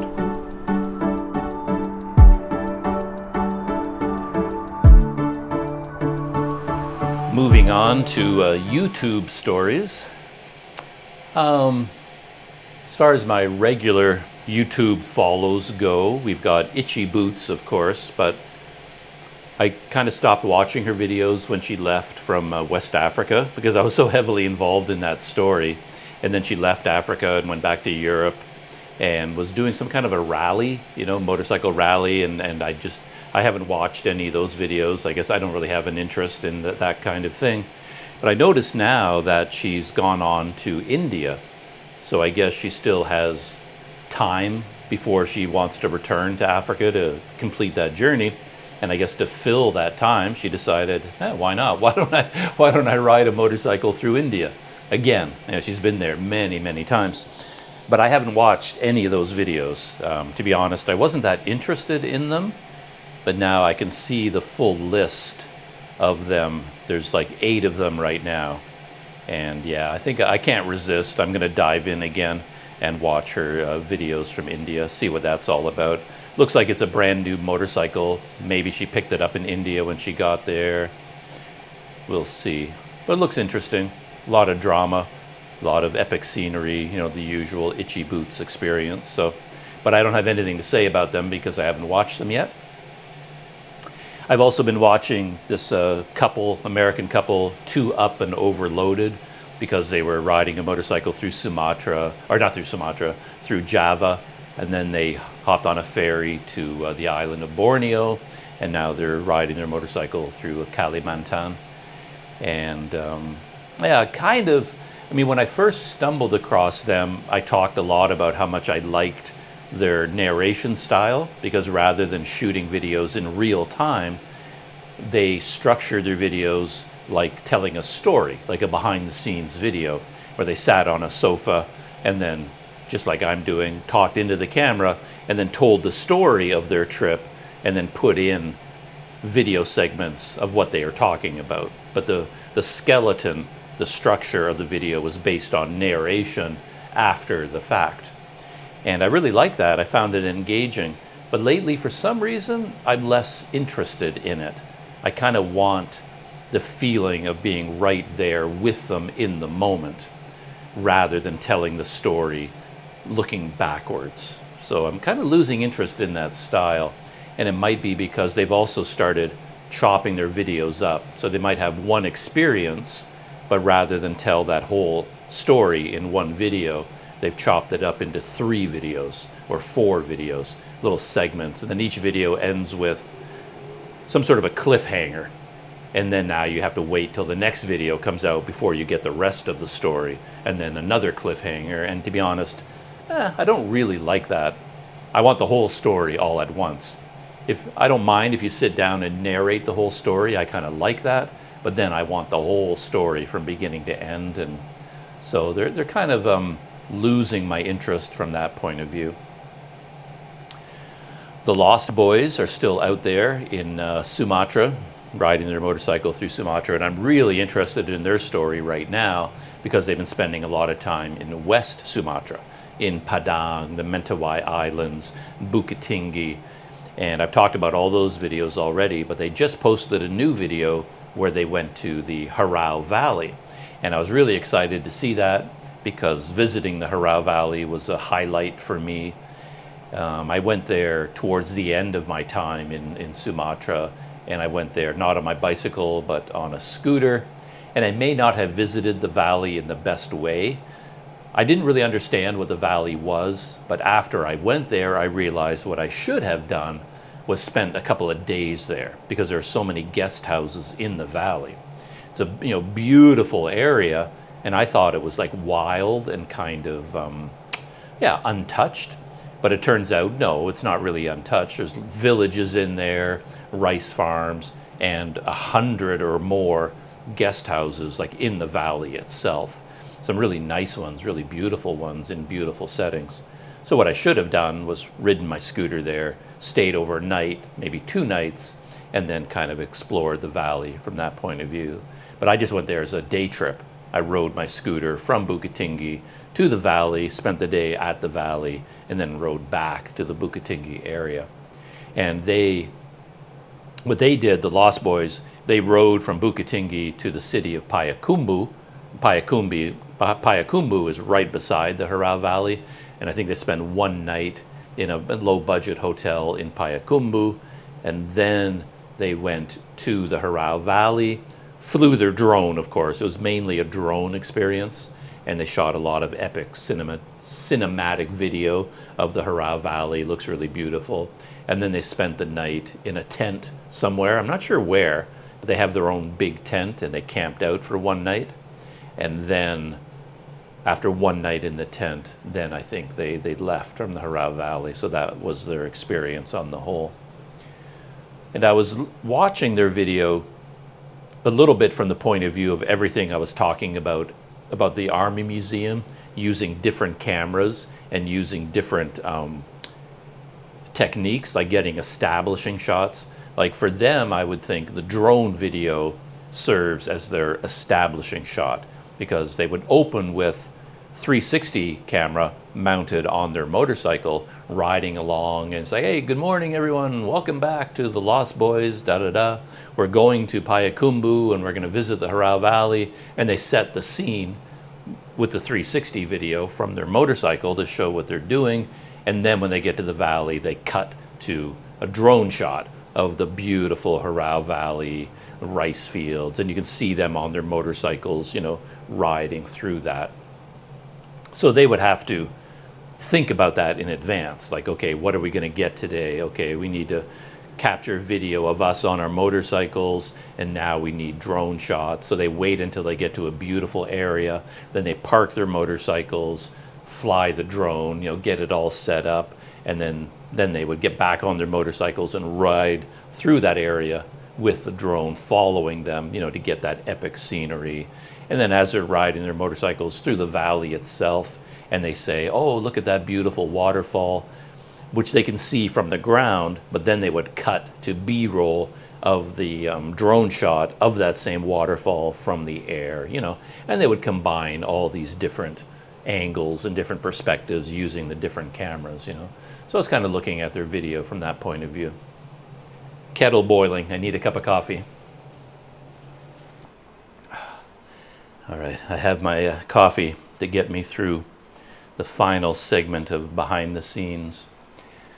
So yeah, I was looking at the Lost Boys video from the point of view of camera gear and camera techniques, and One thing I noticed is when they shoot with the 360 video, they're not really using it as a 360 camera. I'm not quite sure why they even use it, to be honest, because the only perspective they're using is they're on their motorcycle and they're using the video of them.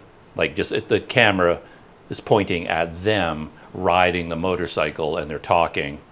And it's really, really wide, like super wide and distorted.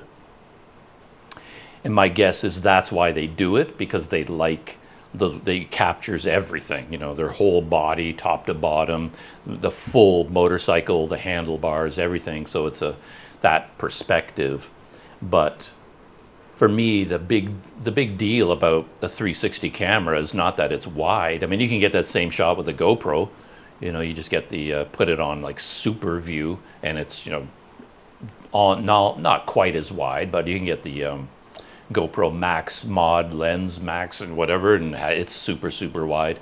So the 360 camera is nothing special from that point of view. For me, the key about the 360 video for vlogging is that as you're riding, you can aim the camera in any direction you want. So you can switch back and forth. You can see the road ahead, road to the side, road to this side. You pass something interesting, the camera can pan and watch it. Go to you, go to the sky, go to the ground. You know, the camera is filming everything in a sphere. So while you're editing, you can move the camera around without actually moving the camera. Like all you do is mount the camera, it's stationary, but while editing, then you can mimic camera movements. So to me, that's the only reason you would even use a 360 camera. But I've noticed most people don't do that. Itchy Boots has a 360. She never ever does that. She only mounts it, but shoots in one direction. Never moves it around. And I guess that's a time-saving measure, I guess, because it does take a long time to reframe the video and move the, you know, the video, the camera angle around and do stuff like that. Because the way I do it, I would have to watch the whole video from beginning to end, constantly moving the camera around so I can see everything that's being filmed, and I'm making mental notes about where to aim the camera at what point in time. And then I stand up and I start reframing it on my smartphone. And then I'm, you know, trying to remember, okay, there's a woman selling coconuts coming up at the side of the road, and I want to follow her as we go by, you know, or there's a mountain off on the left. So make sure at the 3-minute mark, you're aiming the camera to capture the mountain and then go back to the road. You know, I make mental notes about what to do, and then I go back and reframe it, and I might have to do it 2 or 3 times because I'll make mistakes. I won't get all the, you know, points of interest that I want, and it takes longer. So that's probably why they don't do it. But to be honest, if all you're going to do is that wide shot, you don't need a 360 camera. Just use your GoPro. It does exactly the same thing, or Action, if that's the camera that they have. And they also, I believe they're using a Sony ZV-1 camera for a lot of their, you know, they're going out for dinner and they're shooting video while they're having food, and when they're going for a hike. I don't think they're bringing a big Sony full frame camera. They're just bringing a little compact 1-inch thing. So I think they're using the Sony ZV-1, and I really like the video quality. It's really good in low light. You get nice bokeh, you know, so it's a nice camera to use. But I did notice on second viewing that it was really bouncy, just like my Olympus. When I watched the video for the first time, I didn't really focus on it. I didn't notice it as much. All I remember is I was really impressed with the video quality, but I watched the whole video a second time, and then I could really see the, you know, the camera was like shaking and moving. I mean, the stabilization was good, but the actual jerkiness as they walk and they move the camera around, it got to be too much. And I think that's a problem with a camera like that.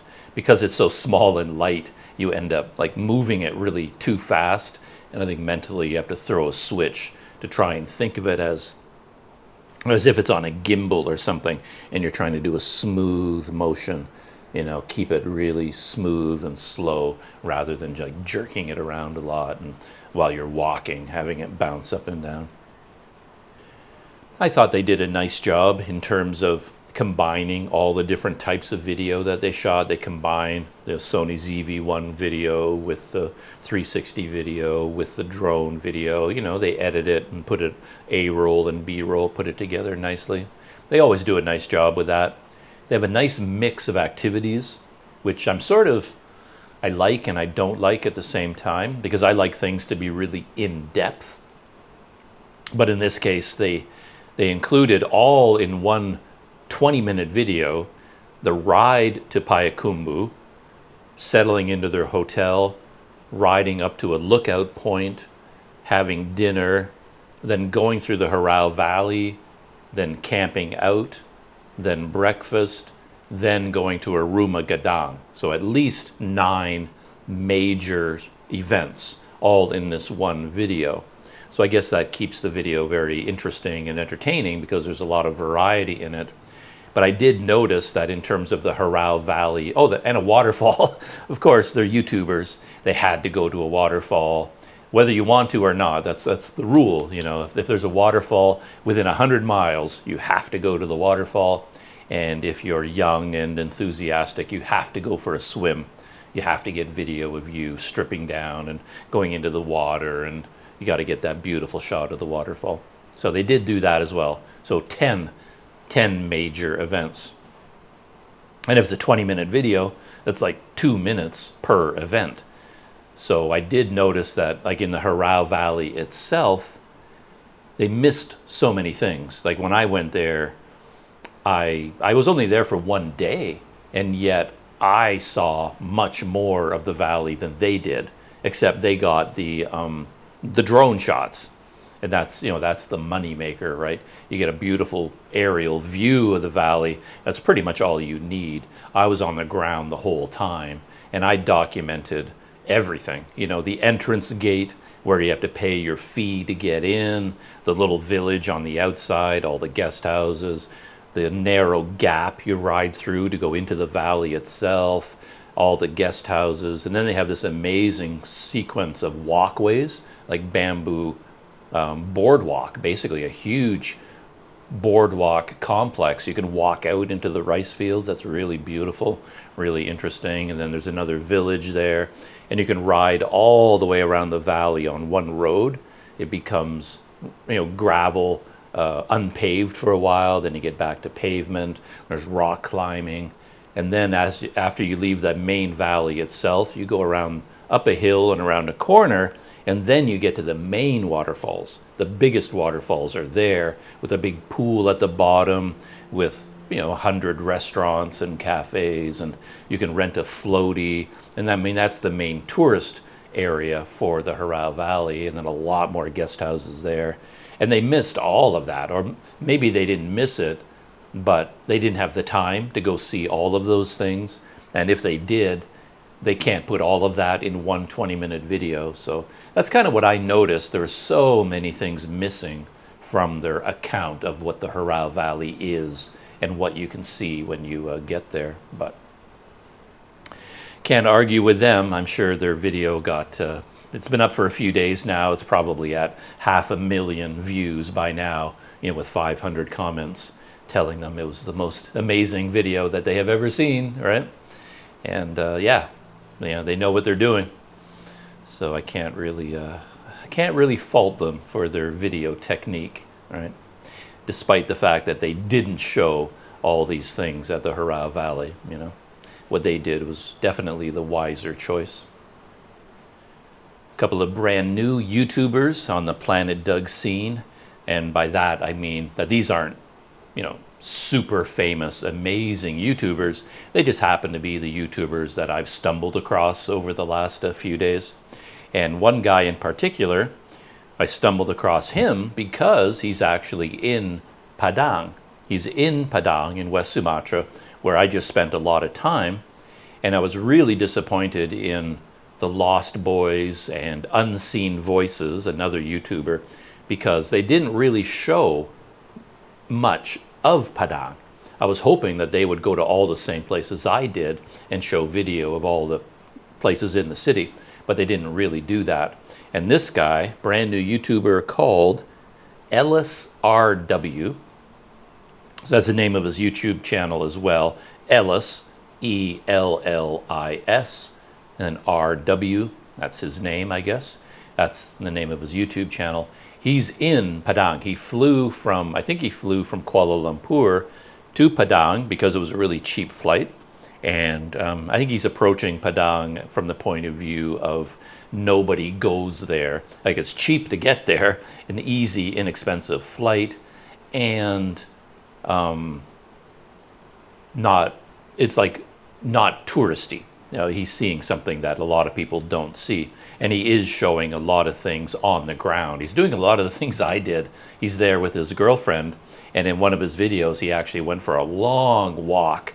I was really impressed with that. They walked from their hotel, I think, all the way to Old Town on the river, walked all the way through Chinatown, walked up the side of the river, across the bridge, and they're showing all the things that I showed, and talked about things that I'm very familiar with, crossed the bridge, walked all the way down the river, and they went all the way to Gunyang Park, the hill with the Padang sign on it, and they walked all the way up to the top of the hill and all the way down again. And I was thinking, man, they were putting me to shame, because I did a lot of that walking, but even I tapped out. Like, I did that walk all along the river, all through Old Town, Chinatown. But then when I got to the final part to go to the park and the hill, I was like, nah, I'm done. That's too much in one day. Even I'm not going to do that. And I turned around and I walked all the way back to my hotel. But they continued on and even did the full climb to the top of the park, you know, the lookout point up there. And it's like, wow, okay, you guys, you definitely know how to walk. But they did say in the video towards the end that, yeah, it was too much. Like, they were getting really tired. And they took a taxi or a grab back to their hotel, you know, after they did the park. And I like that in their videos, they're showing a lot of the day-to-day things, behind the scenes kind of things. Like, they show a lot about their hotel, a really unusual low-budget guest house that they found, and they show the room and everything about the hotel. And then they go to these simple little restaurants at the side of the road, a lot of food. For my money, their videos is just like way too much food, but like an entire 30-40 minute video, nothing but, you know, meal here, snack here, meal here, snack here, meal here, just a lot of food. And I'm not that interested in food, so that got to be a bit overwhelming. But I do like that they're showing normal life on the street, which I quite enjoy, rather than focusing on the big tourist sites, you know. However, there are some unusual things about Ellis RW and his way of life and his way of shooting video. He's British. I think he and his girlfriend are both from the UK. I think from Manchester. And it really comes out in their language, which I find kind of amusing. So over and over again, he's using all these very common slang expressions from, I guess, that are common in the UK and in Manchester in particular. Things like brilliant. I mean, everything is brilliant, proper, well. He goes, oh, it's proper hot today, isn't it? Like, we would say, you know, very hot, but it's sort of a British thing to say proper. It's like proper hot, proper expensive, proper far, proper difficult, proper, or well hot, well far. You know, well is used as a modifier that way, which is a very typical speech mannerism for people from the UK, I think. And in it, always says in it. So he was in the, you know, looking at a fish that was cut up and filleted and drying, and he would say things like, oh, that's a proper big fish in it, proper big fish in it. It's like, in it is at the end of everything, you know, isn't it? That's a really big fish, isn't it? But for him, it's like, oh, proper big in it, you know. I find that kind of interesting. But he's also pretty rough around the edges, which I find kind of unusual. You don't see that on YouTube, where people, like a travel vlogger, is willing to use a lot of profanity, and he does, which I was like, every time he does, I'm like, whoa, that's kind of, I can understand his speech pattern. He's just used to using profanity. That's the kind of guy he is. But you'd think if you were shooting YouTube videos, you'd sort of you'd dial it back a little bit, but he doesn't. And they were climbing up the hill, the steep trail to get to the top of the park, top of the hill, and there's a bunch of monkeys there. And I guess he and his girlfriend, they both really don't like monkeys. They're scared of them for some reason. And yeah, he ended up like swearing at the monkeys, like telling them to, and then he gave the monkeys the finger. Like he went up to one of the monkeys, swore profanities at it, and gave him the finger. And this is all on video. And I'm like, that's an interesting choice, for your travel video to do that. And I don't know, he's having a very unusual experience in Padang, and I'm not quite sure what's going on there. In all the videos that I've watched, he's complaining a lot about people asking him for money. And according to him, this happens all the time. And when I was in Padang, it didn't really happen. Twice, maybe, that I talked about, maybe in the video or maybe in a behind the scenes video. I remember them clearly because it was such a rare occurrence where I was stopping at the side of the road on my scooter. Something went wrong with my GoPro, and I'm fiddling around with my GoPro, and then beggars ask for money. Of course, that's normal. That's nothing unusual. And while I was there, kind of a man who lives on the street, he was a little bit mentally unwell, a little bit unbalanced, and he came up to me and asked for money, and that's normal, so I gave him some money. But there was a young boy on a mountain bike, just like a typical boy, teenager from Padang, and he was riding a bike and well-dressed and riding a mountain bike, and then he saw me give money to the beggar, and he said to me, he's like, "Hey, can I have some money too?" And I talk about that in the video because it was such an odd experience.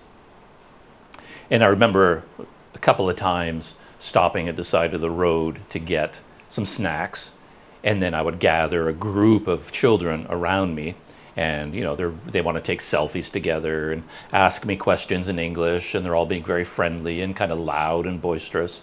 And in the crowd, you'll hear, from time to time, one of the kids, might say, "Money, money," But again, I never thought anything of it. But Ellis, he really makes a big deal out of it and talks about how it's ruining his experience of the country. And he brings it up frequently every time it happens to him as a criticism of Padang and a criticism of Indonesia in general. Like he's saying how, well, in some countries this doesn't happen, but in other countries it happens a lot, and it really ruins my experience of the place. And I don't know, it just strikes me as a little bit weird that he's making such a big deal out of it. And I don't know, a little bit abrupt, a little bit aggressive. He and his girlfriend were at a stall getting sugarcane juice. And a woman was in a market area, and a local woman came up to them and was just sort of chatting with them and talking about the sugarcane juice. And, "Oh, it's delicious, isn't it? Yes, it's delicious. We really love this." And just, they neither of them, she doesn't speak English, they don't speak Indonesian, but they're trying to communicate a little bit with little words. And then somewhere in there, they're buying the sugarcane juice. It's like 5,000 ringgit for one glass, about 33 cents US. And then the woman, for whatever reason, at one point she kind of held out her hand like, could I have some money? And I don't know, the way Ellis responded seemed a bit unnecessarily abrupt, because he had been busy chatting with this woman, having a pleasant conversation, and then she asked for money for whatever reason, and then he was like, "Oh," and then he just ignored her after that and ignored her completely and spoke into the camera about, "Oh, people asking me for money just annoys me so much." And then the woman, elderly, older than him, who you should treat with respect, and he just kind of ignored her and just kind of dismissed her. And I just thought that was a bit much, kind of odd, for all I know, like who knows what was in her mind. Maybe she just wanted a glass of sugarcane juice and these foreigners were buying some, and she thought, "Oh, it'd be kind of nice if they buy me one. Like, can I have one of those?" And in my case, what I try to do in general is have money loose in my pocket. So to have like a 5,000 rupiah note in my pocket, that if a beggar comes up to me, or parking attendant helps you park your scooter and you need some money, and you've always got a little bit of money in your pocket, so you don't have to get out your wallet and thumb through it, and because that's a little bit awkward. So in my case, I think if I were getting like a sugarcane juice for 5,000 rupiah, and then this woman kind of went, I'd say, oh yeah, here's 5,000, want to get a sugarcane juice? Just sort of keep the party going. Like, whatever you're feeling about people asking you for money, if you're only talking about 5,000 rupiah, what's the big deal? Like, let it go. Like, who cares? Like, if the woman like, oh, give me $10,000, yeah. But I guess what I'm saying is, he spent so much time talking into the camera about people asking for money and how it annoys him and how much it bothers him, putting all of that energy into this topic when all you're talking about is 5,000 rupiah. It's not worth the effort, right? You can debate about the right and the wrong. Like, I don't know why people do, but they do. Like, oh, should you give money to beggars, or you shouldn't do it because, and they put a lot of energy into it. And I don't have that much energy, I'm busy running a camera, I don't have enough brain cells to do more than one thing at a time. So if I'm walking down the street and there's a beggar and he asks for money, it's like, oh, here's 5,000 rupiah. It's not a big deal. And arguing about whether it's the right thing to do, the wrong thing to do, relative to the amount of money that would make this person happy, it's not worth worrying about it. I think it's much better to throw a switch in your brain that says you give money to everybody who asks for it.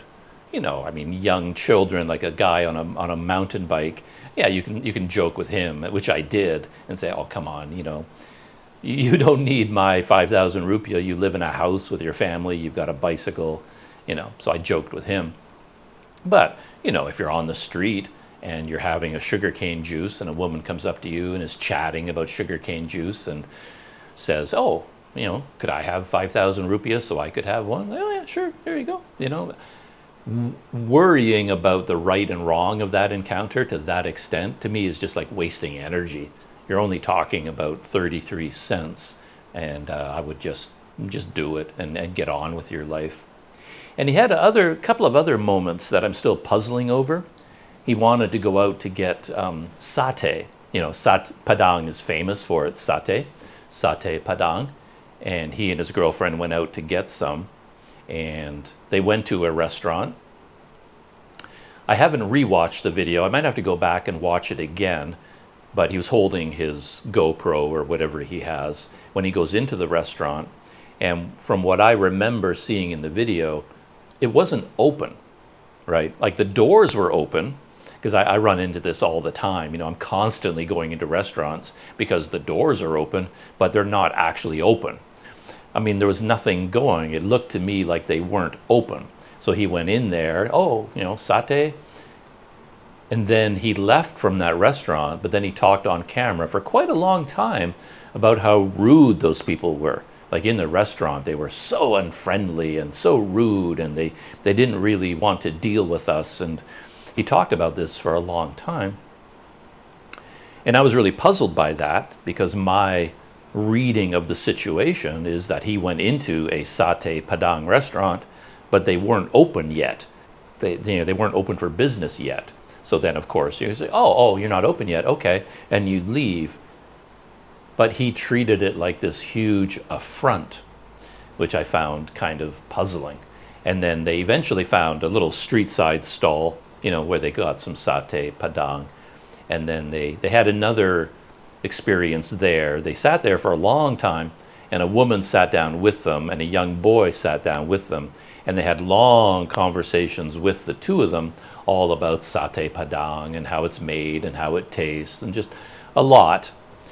And then I guess at the end, the woman who had been so friendly with them and was talking with them said something about asking them to pay for her satay padang, because they were settling their bill. And I don't think I saw this interaction, but Ella said that she asked them to pay for hers as well. And this set him off and really offended him. He talked about this on camera as they were walking away, saying that he thought this woman was very friendly and being nice to them, but all this time she had an ulterior motive that she wanted to get money from them, so her being friendly was fake, not genuine. And again, I don't know if that's the proper interpretation of what happened. I guess I have two reactions. One, what I said about, giving money to beggars. You can spend a lot of time thinking about the rightness or wrongness of the situation and just invest a lot of energy debating and discussing the right. Was it right for her to ask us to pay? Was it wrong? Was she? You can invest all that energy in that situation, or you can just pay 10,000 rupiah and say, oh yeah, sure, yeah. Put hers on my tab. I'll pay for everybody's and get on with your life, right? I've got real things I'm always thinking about. I've got other things for my brain to do. I've got other things I can feel emotional about. I don't have enough energy and I don't have enough brain power to worry about this woman's motivations or what our interaction was all about. If it comes down to me paying less than $1 to cover her satay padang, okay, fine. Like whatever's easiest that's always my approach. Like when it comes, you're at a table and there's a bunch of different people and payment is a little bit confusing, I'll just go with whatever's easy. I don't care about what's right or what's wrong. Like whatever's easy. If I'm paying for my meal, but it turns out they charge me too much because they misunderstood what I had or whatever, I'm not gonna make a big deal out of it. I'm like, whatever will get this transaction to its conclusion, that's what I'm happy with. So I'm paying, and they want more than they're overcharging me for whatever reason. I'm not gonna mention. Say, yeah, sure, whatever. Here's my change. If they suddenly everybody at the table wants me to pay for them, I'm like, absolutely, here we go. Like whatever is easiest, that's what I want to do. So that's one way of looking at it. And the other way to look at it is that when it comes to me, say, being in Sumatra, I think I misunderstood 99% of everything that happened. Like I go out into the world in Sumatra, even here in Malaysia, and I have no confidence at all that I ever understand anything that's going on. So Ellis, he was very quick to conclude that this woman was asking him to pay for her satay padang. But he doesn't speak Indonesian, she doesn't speak English, she's probably using simple words and hand gestures. How does he really know? How can he be so sure that that's what she said? Me, personally, I would have zero confidence that if I sit down at one of these places and I get some satay padang and I manage to pay for it, that to me, that is a triumph. That is a successful encounter. Everything else that happens is just details. If I can just get that done, I'm happy. That's all I really need.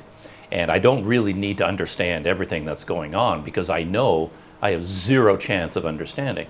So, for example, it's very common in the West for us to have individual tabs.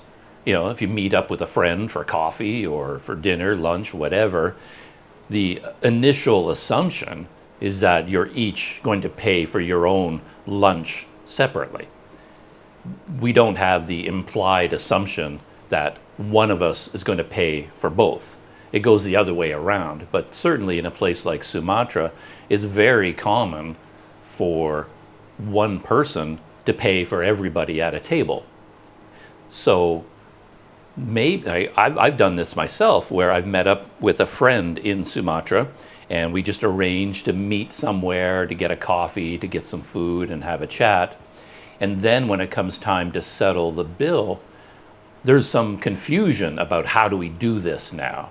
And there's some awkwardness there. Like if my friend gets up out of nowhere to pay for the bill, and then I'm not sure what he's doing. It's like, oh, like I'm not sure. Did he just pay for himself, or did he pay for me as well? And same thing if I get up, which I do. You have to be pretty fast in a lot of these countries. If you want to pay the bill, you got to move fast because they'll beat you to it every time. But if I want to do it as well, I get up, I time it so that I can pay for both of us, treat my friend instead of always the other way around. You got to plan ahead to do that, but then you have to kind of talk about it because your friend doesn't know. If I paid in advance, like, does he know? Okay, did you pay for mine as well? Or if the reverse is true, he went up and paid. Now I feel like I kind of have to ask him, like, oh, did you pay for both of us, or did you? We got to get this sorted out because I don't want to walk out of the restaurant without paying my bill. Like maybe he only paid for himself. Maybe he paid for both of us. I have to ask him questions to figure this out.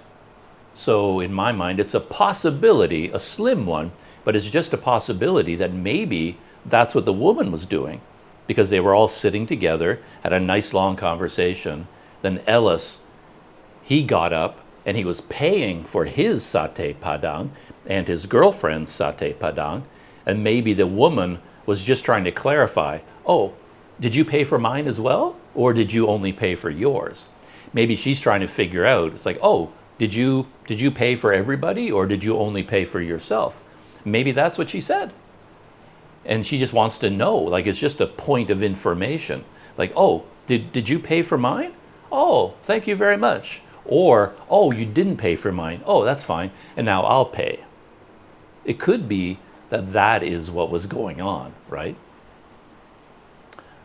So Ellis, because of his perspective, he sort of feels like everybody's always asking him for money. So whenever anything happens, he just instantly assumes, oh, they want money. He has this kind of a defensive mindset, I think. And I think it would serve him better to kind of turn that mindset off. And yeah, I don't know whether, it could very well be that the woman made this assumption that these two foreigners were rich, and therefore I can just ask them, hey, could you, pay for mine as well? Like, might as well take a chance. Who knows, Maybe that's what the woman was thinking. It's like, I might as well ask, can't hurt. But they do have this concept in so many of these Asian countries that only one person pays for the whole group. And they had become a group because they'd been talking for so long. They had a big meal together. So maybe she was thinking, oh, we're actually eating together now.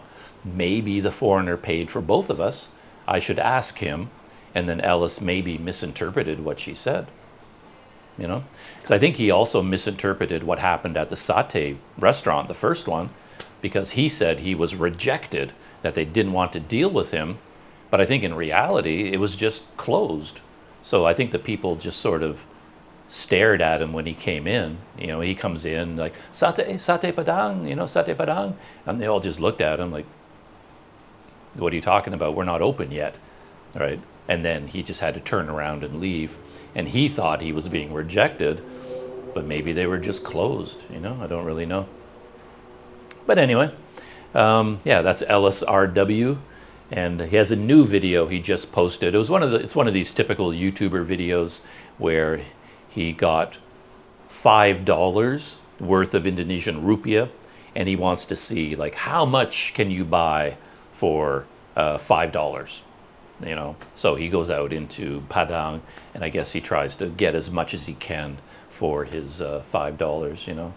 I'll probably watch the video just to see what he ends up doing, but I'm not a big fan of those sorts of typical YouTuber stunt videos. You see them often. I guess they're entertaining. Like, I stayed in the worst rated hotel in Port Dickson. I stayed in the most expensive hotel. How far? What can I get for $10 in Port Dickson? I could do all those kinds of videos here, but Yeah, I don't really, I haven't done anything like that, I don't think. I may have done one or two just for fun, just to see how it works. I can't remember, but as a rule, I don't generally shoot videos like that. But that's his latest one, and I'll probably watch it. We'll see. One more YouTube story to end this video. And this YouTuber definitely falls into the category of being interesting to me, but I'm not saying that, oh, you got to go watch this guy's videos. Because in fact, his YouTube channel is not that popular at all in terms of how many views his videos gets, you know, that kind of thing. But the story of my discovery of this guy is kind of interesting to me. His name is Ryan Osmond, and the reason the video jumped out at me was because there was in my YouTube feed, there's this video saying something about the DJI Pocket 3 camera, and basically, I can't remember what the name of the video was or the thumbnail, but the idea was, is this the ultimate vlogging camera, and can it replace all my other cameras? And he's got a really good thumbnail pictures that shows, like in one arm, he's just got like a mountain of cameras, all kinds of cameras. In his other hand, he's got the DJI Pocket 3. And he's asking, like, is this all I need? Can I get rid of all these cameras and replace all of them with just this Pocket 3? So that's why I was interested in the video, and I clicked on it. And I didn't even know he was a travel vlogger. At that point, I thought maybe he was a tech reviewer or something. But it turns out he is a travel vlogger. And I completely misunderstood who he was and what his YouTube channel was all about. Because when I was watching the video, I just, for whatever reason, I got the impression that he was a big player, like a super popular, super successful YouTuber. Because he seemed to be really well organized. He spoke like he really knew what he was talking about, like he was an established, super successful travel vlogger. And he started talking about all his cameras. And he was basically, I think he had, in total, he said he had like 9 or 10 cameras. So he's got all the GoPros, he's got a, Insta360 X3, he has a Canon R8, which is a big full-frame monster with a huge lens on it. He's got that. He's got an iPhone, which he counts as 4 cameras, I think, because it has 4 different lenses on the iPhone, something like that. So he had this big collection of cameras, and he was talking about using this camera and this one and this one, and I'm thinking, wow, this guy, he's, and a drone, he shoots with drones as well. So I thought, wow, this guy, he really, never heard of him before, Ryan Osmond. And so then I went to his YouTube channel. Well, actually, no, while I was watching the video, he was talking about each camera, its pros and cons, and he did something really funny because he was talking about the big Canon R8, and he says, like, ever since I got the Pocket 3, I don't use the Canon R8 anymore. And one of the reasons he doesn't use it, he says, is because he's worried about people stealing it, because it's such a big, expensive camera. And he says, yeah, in my dorm room, in my dorm bed, if I leave my R8 sitting there, someone in the dorm will steal it. And I'm like, what? What? You're staying in dorms? And he showed video of a typical cheap dorm room, with the bunk beds. And he shows his bunk with all his clothing. And, if he puts his Canon R8, in the dorm room on his bunk bed, someone could steal it. And that was his reason for not using the Canon R8. And I thought, why would a super successful YouTuber be staying in a dorm room? That's weird, So then I went to his YouTube channel, and his last 2 videos had, at that time, 128 views and 138 views. At first I thought I misread it. Oh, that must be 128,000 or 138,000. But it wasn't. It was actually 128 and 138. So it's like, oh. So he's actually a struggling YouTuber, and like nobody watches his videos. So I thought that was kind of interesting and kind of funny. And yet, a lot of his videos, I scanned his YouTube channel, and there were a lot of videos about the digital nomad lifestyle, as if he was speaking from an expert point of view. Like, I'm an expert in this field, and now I'm going to talk about, how to become a digital nomad, a day in the life of a digital nomad, how to be successful doing this, what is the best camera for this. So he was sort of, a lot of his videos was giving advice as if he was speaking from, a successful platform. And then I was looking at his videos, and I was like, actually, nobody watches these videos yet, So I found that kind of interesting.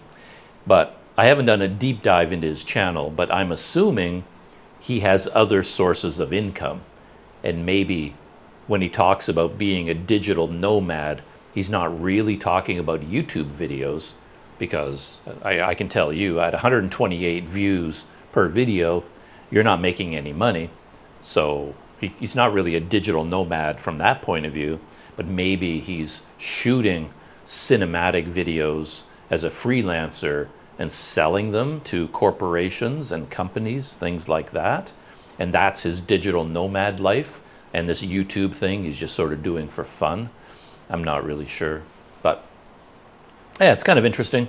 I went back and watched one video of his because he crashed his drone. He was in Thailand. And he has a FPV drone. So, the kind with the goggles, you wear the goggles and you can fly the drone through the goggles. And yeah, something went wrong. And I guess, I didn't know you could do this, but with the FPV drone, because the video is being transmitted into the goggles, he could save that video, because the video was all about how his drone crashed in the ocean and he lost it. And yet he was showing the video of the drone crashing. So it's like, how in the world do you have the video if your drone crashed? But he could save a low resolution copy of the video in his goggles. So he actually has video of the drone flying, and then it started to wobble, and then it flipped upside down and then crashed in the ocean. And he wasn't able to get it back, So as he says in the video title, $600 gone, because he crashed his FPV drone. So I'm probably going to go back and watch a lot of his videos again, because I'm interested in people struggling to be a digital nomad or successful at being a digital nomad. I'm kind of interested in that world. And then I stumbled across the fact that he has a really nice looking website on his YouTube channel. He had a link to it's called ryanosmond.com. So he has the .com domain name for his personal name, Ryan Osmond. And then he has a About Me page. Well, first of all, his main website is kind of interesting, because it's basically a list of thumbnails from his YouTube videos. So every time he posts a YouTube video, he takes a high resolution copy of the thumbnail, puts it into his website, and then he writes a short article about that YouTube video. So all of his entries on his website seem to be, little essays, little stories, little summaries of his YouTube videos. And the thumbnails are amazing. Yeah, really good. They're high quality, put a lot of work into them. Yeah, he really knows what he's doing from that point of view. Which kind of surprises me that his videos aren't more popular.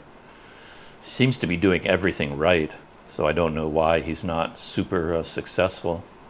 Maybe because he just started. But anyway, I do like his website is very clean, very beautiful. Again, I don't know how anybody does this sort of stuff. If I could steal his website structure, I would just grab it and put it onto my website and go, okay, I want mine to look like this. That would be cool, but I don't even know how to do that. And on his About page, he writes about himself.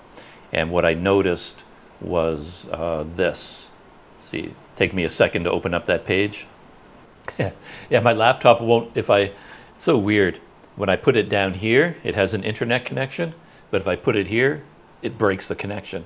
My laptop has to be exactly here, only this one place in this entire room, or it won't connect to the internet. Just so weird. Anyway, so he says, my name is Ryan, and I'm an all-round creative guy who enjoys everything from traditional art to the latest in AI-generated content. So I'm really interested in that.